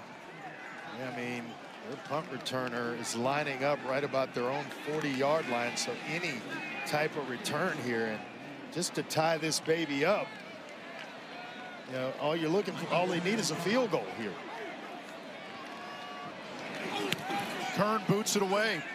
Hardy's going to come up, slides, and makes the catch near midfield. North Carolina with the ball and a chance to take the lead for the first time tonight.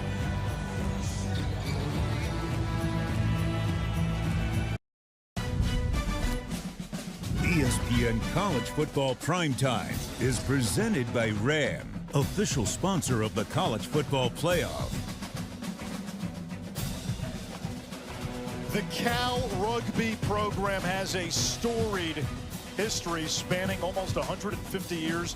The current head coach, Jack Clark, he is a Cal Athletics Hall of Famer, a U.S. Rugby Hall of Famer. All he's done is lead Cal to 30 national titles. Wow. Amazing. UNC looking for that first ACC win of the Belichick era. Cal looking to hold this lead. They have led throughout. Swing pass to the outside. Guess who? And Farrelly with the big TFL. Shenard Clower with nowhere to go.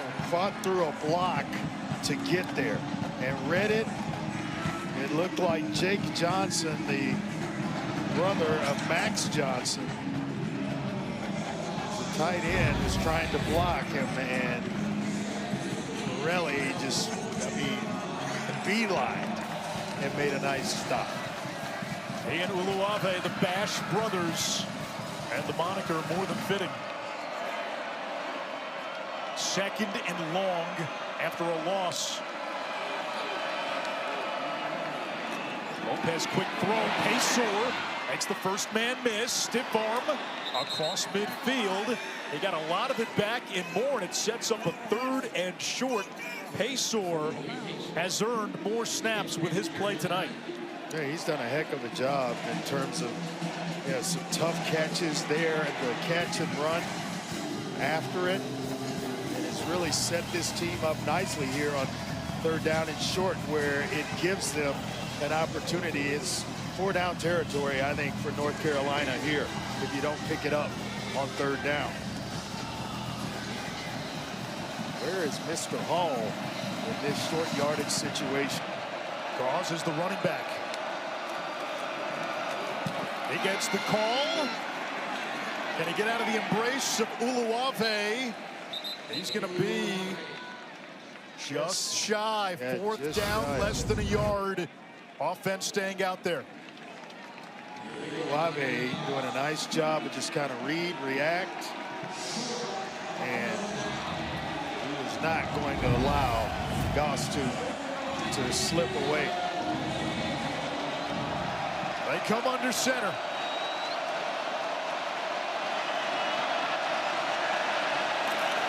Lopez, quarterback sneak, and he appears to have it. Based on the initial spot. That's where the side judge came in from his side. No doubt that Lopez picked it up. 1st down, North Carolina. Moving on the field is a 1st down, North Carolina.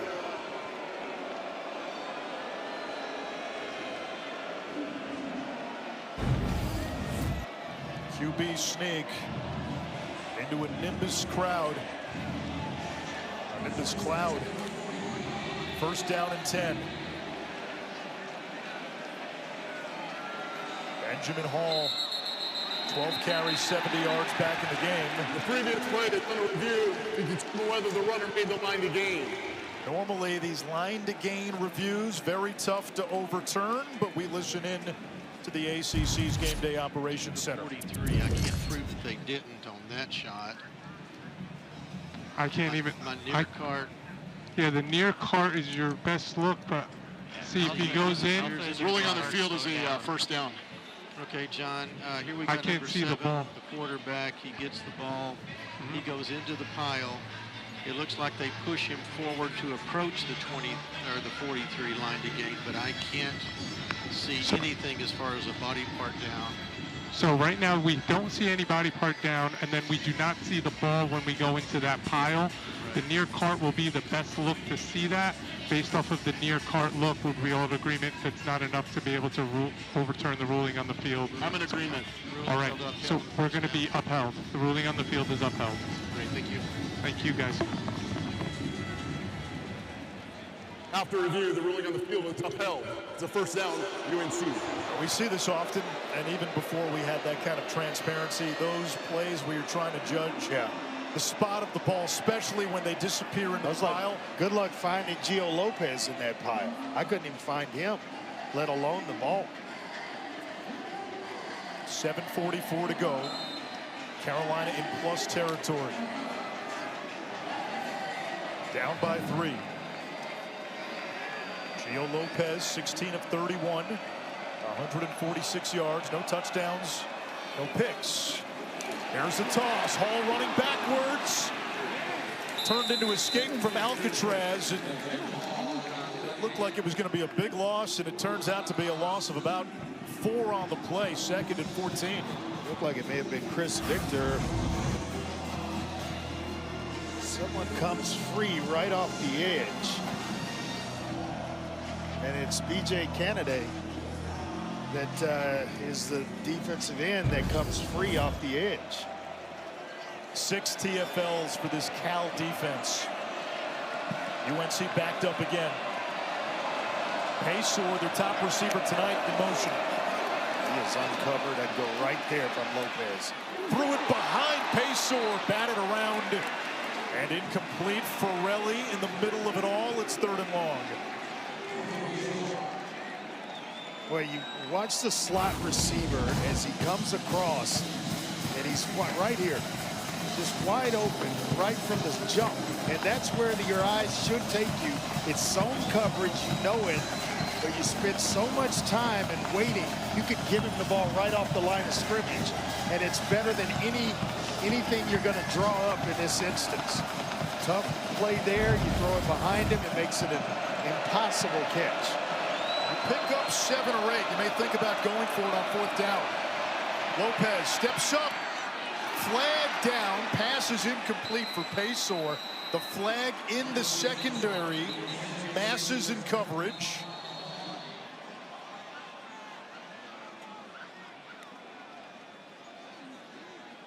Boy, jump past that far down the field. That's some guts right there. How many times tonight? Pass, holding, defense number 20, 10-yard penalty, and an automatic 1st down. How many times tonight have penalties by Cal bailed out UNC? This is their nickel back. Sydney, 9th Cal pin penalty. And they are bailing them out big time. That was on a 3rd and long. And now it's a 1st and 10 at the 37-yard line of Cal. 6:43 to go in regulation. Not only are they moving the football, but they're bleeding this clock along the way. Gauze picks up about 5, 2nd down. So you start to wonder with the injury to JKS, along with having limited time to put together a drive. Let's just say Carolina puts this ball in the end zone. It's a huge obstacle to overcome for Cal. Especially, like you said, if they don't have their starting quarterback. Keep it on the ground. That's going to set up a 3rd down and 3.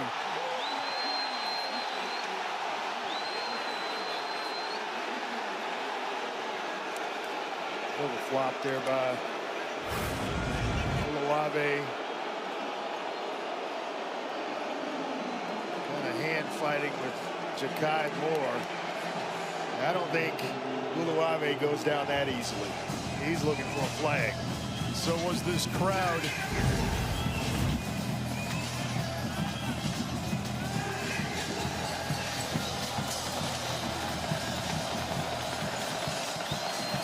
Big 3rd down here.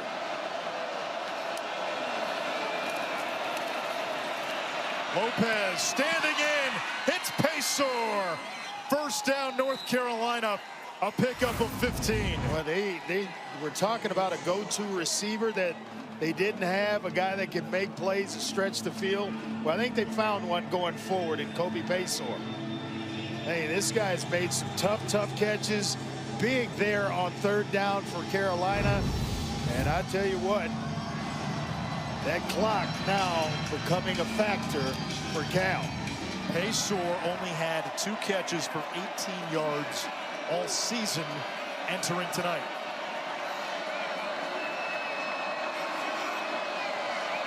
Cox, the tight end, in motion.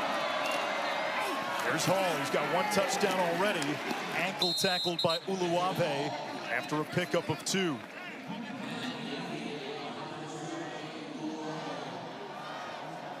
A field goal ties it. North Carolina comfortably in field goal range.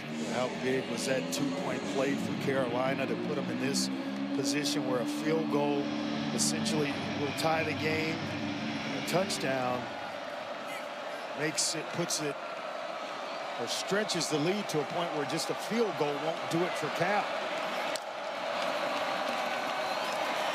Lopez over the middle. Ball comes out at the very end, loose in the end zone. Cal football, it is ruled a touchback. Nathan Leacock fumbled it in the end zone. Now we will take another look.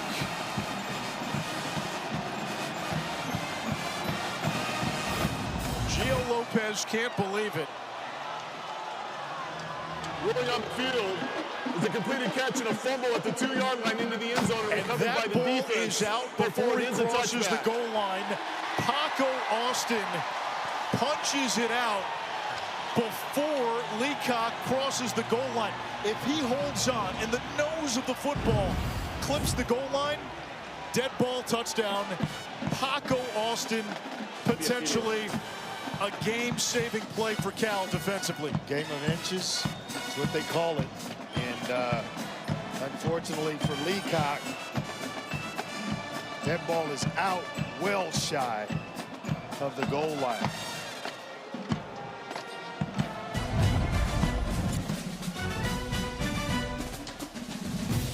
With just a crossing route by Leacock, and Austin with the play of the night.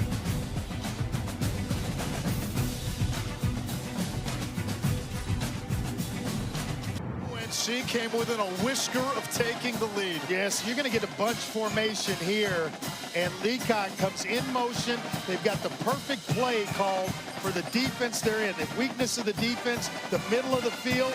They put Leacock there. Amazing throw, just have to finish.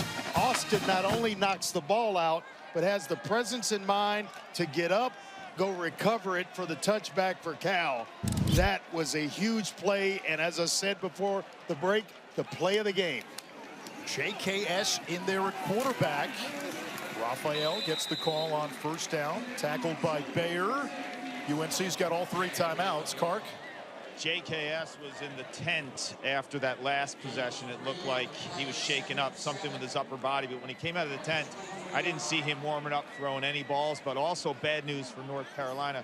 Kamori House, who's their leading tackler heading into tonight, he's ruled out for the rest of the game with an illness. He is their green dot, their communicator, sophomore from Pasadena. And a guy that came to North Carolina with defensive coordinator Steve Belichick from Washington. Leading the clock.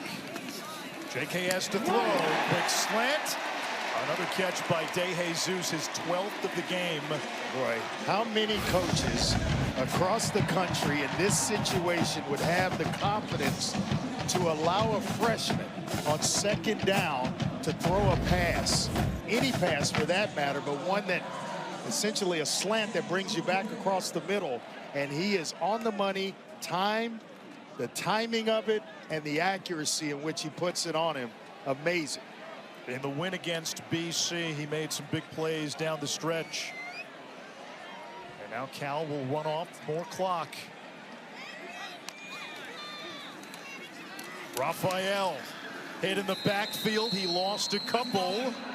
And UNC stops the clock with one of its 3 timeouts. 2nd and 12. North Carolina, their first of the half. It'll be 30 seconds. Still have the 2-minute timeout. And this is where, you know, you feel like advantage defense when it's second down and you're behind the sticks. It's a great place to take the timeout. You have to take it. Then you're going to get one with a 2-minute timeout. So that's a freebie. This thing is long from over. How aggressive are you if you're Brian Harsin and Cal?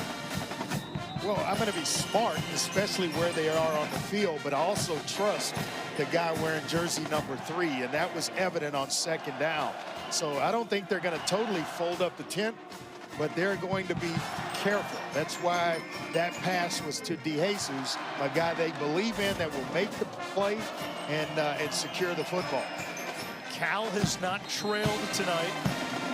UNC fumbled it deep in their own territory on their first play from scrimmage. It led to a Cal touchdown. And then North Carolina fumbled at the goal line moments ago while trying to go in for a score. They throw. JKS looking for DeJesus. He's going to be close to a first down, a yard shy. It's 3rd and 1. Introduce yourself to the country, young man. Cal My takes goodness, it down is he talented. To the 2-minute timeout. They trust the freshman. Yes, Andre. they do. Amazing stuff. The freshman stepping up in crunch time for Cal.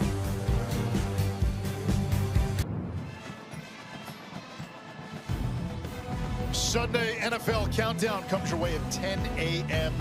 Eastern. They'll be live from Dallas. Jaden and Dak, big NFC East showdown. Doubleheader on Monday night. Bucks, Lions, 2 of the top teams in the NFC, and then it's Texans and Seahawks. Moments ago, Jaron Keave, Sanga Politelli, true freshman. Look at the command and the fiery temperament in the huddle. I like it. Just taking control of your team and trying to will them to a win. Love it. Freshman, senior, whatever. From that position, you got to love it and admire it. On 3rd and short, Raphael, bully ball, straight ahead for a first down. And it's huge because it forces North Carolina to negotiate when they're going to take another timeout. 30 seconds. And Carolina uses timeout number 2. Yeah, the big 3 tight end look. Both Minnie, Johnson, and Morris, all 3 big tight ends in the game in that short yardage situation. All Sanga Politelli has done is complete 11 of his last 15. 21 of 39 for the night, 209. Not eye-popping stats, but I tell you what, from the leadership standpoint, oh my goodness. They've got the guy. Told us that it's the intangibles beyond the physical assets. He said the way he can check plays and line, his cadence and his command of a huddle. Challenging his offensive line to go win the thing. It's 3rd and short. Let's go get it. You know, you guys protect me, I'm going to deliver. And that's exactly what you want from that position. He's only a true freshman. Raphael stood up shy of midfield. North Carolina uses its final timeout. 1:45 to go. Sports Center final timeout of the half. is next with Ryan Smith and Trevor Scales. They will recap not just the massive upset with Louisville beating Miami, but Shohei Ohtani. Unbelievable. 6 in the 3rd innings. He strikes out 10, hits 3 home runs, including one that went almost 470 feet. Unreal. We got a star in L.A. Couldn't make that a budding star here in Berkeley. You lose a guy like Fernando Mendoza, who had a strong season for Cal last year, goes to Indiana. Andre, he's in the Heisman conversation. He's in the #1 pick conversation. Indiana's in the national championship conversation. And then Cal goes and gets Jaron Keave Sanga Politelli, who had committed to Cal, flipped to Oregon, was at Oregon for a couple of weeks, came back to Cal. Felt more connected to the coaches at Cal. Raphael meets resistance quickly by Bayer. He gets to midfield. It's 3rd down. UNC Carolina out of timeouts. Cannot stop the clock from this point going forward. So if I'm Sanga Politelli, I'm going to eat up every bit of that play clock until it's down. You're going to snap it just inside of 5 seconds. Now, we've seen them throw it a couple of times on this drive. They have trust in their freshman quarterback in this spot. Ball at midfield. Do you run the ball? Even if you don't get it, then you punt, or a first down wins the game. Do you let Sanga Politelli throw the ball. Yeah, I wouldn't be surprised if Justin Wilcox doesn't take a timeout here. Let it run all the way down. That's exactly what he's doing here. You take the timeout to bleed every second that you can. Get with Brian Harsin and JKS. Come up with the best play that you like in this third down situation. We take a look at tonight's dependable player, brought to you by Mavis Tire, JKS. Yep, a touchdown running. And then he's out on the edge finding DeJesus. He gets himself into the end zone. And then here, telling him, kind of willing his offensive line to come through to pick up the first down, to force the final timeout by North Carolina. He did exactly that. It's gone exactly how he wanted it to go to this point. Let's see what he does here on third down. And the story for North Carolina, 2 costly fumbles. And I'd have no problem the way he's played, putting the ball in the air here. He's safe and smart with it, but I'd have no problem with him throwing it. They hand it off. It's Raphael. He's not going to get there. It's 4th down, 3 to go. And they can let this clock run down to about 12 seconds. It's going to be 4th down and 3. Let it run all the way down, then take your final timeout so you get every second off of it. At that point, you punt and play defense. Now, we've seen crazy things happen. So North Carolina will have to lean on its special teams. And Andre, got to imagine you're coming after Michael Kern, the punter. Oh, there's no doubt. You have to if you're North Carolina. So what are you telling those guys on special teams, knowing that they're in punt block? Well, you got to secure things, and if you're the punter, Kern, you just telling him, get it out. It's not time for a regular steps that you use to punt the football away. You got to get it out, catch and punt. 3-point game. It's a long way back, but do you consider running back toward the end zone for a safety? That's a smart. I didn't think of that, but yeah, that's in play as well. But you look at all the freshman quarterbacks across the country and the success that those teams are having. BYU, an outstanding year. Bryce Underwood, as well as Malik Washington at Maryland. Pretty talented guys, but man, it's hard for me to get past this kid tonight. JKS he's something else. So instead of Michael Kern, who is the regular punter, Brooke Honore comes out 40 in gold. Let's see what Cal does here. 4th and 3. They will kick it away. Will Hardy from inside his own 15. And he goes down shy of the 20. And UNC has one play with 5 seconds to go. Now, guess who made the special teams tackle? Mr. Farrelly. He's had some night in his own right.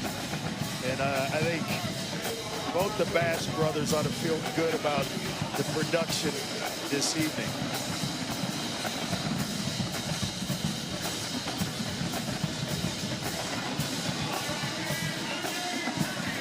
Gio Lopez has played the entire game at quarterback for UNC.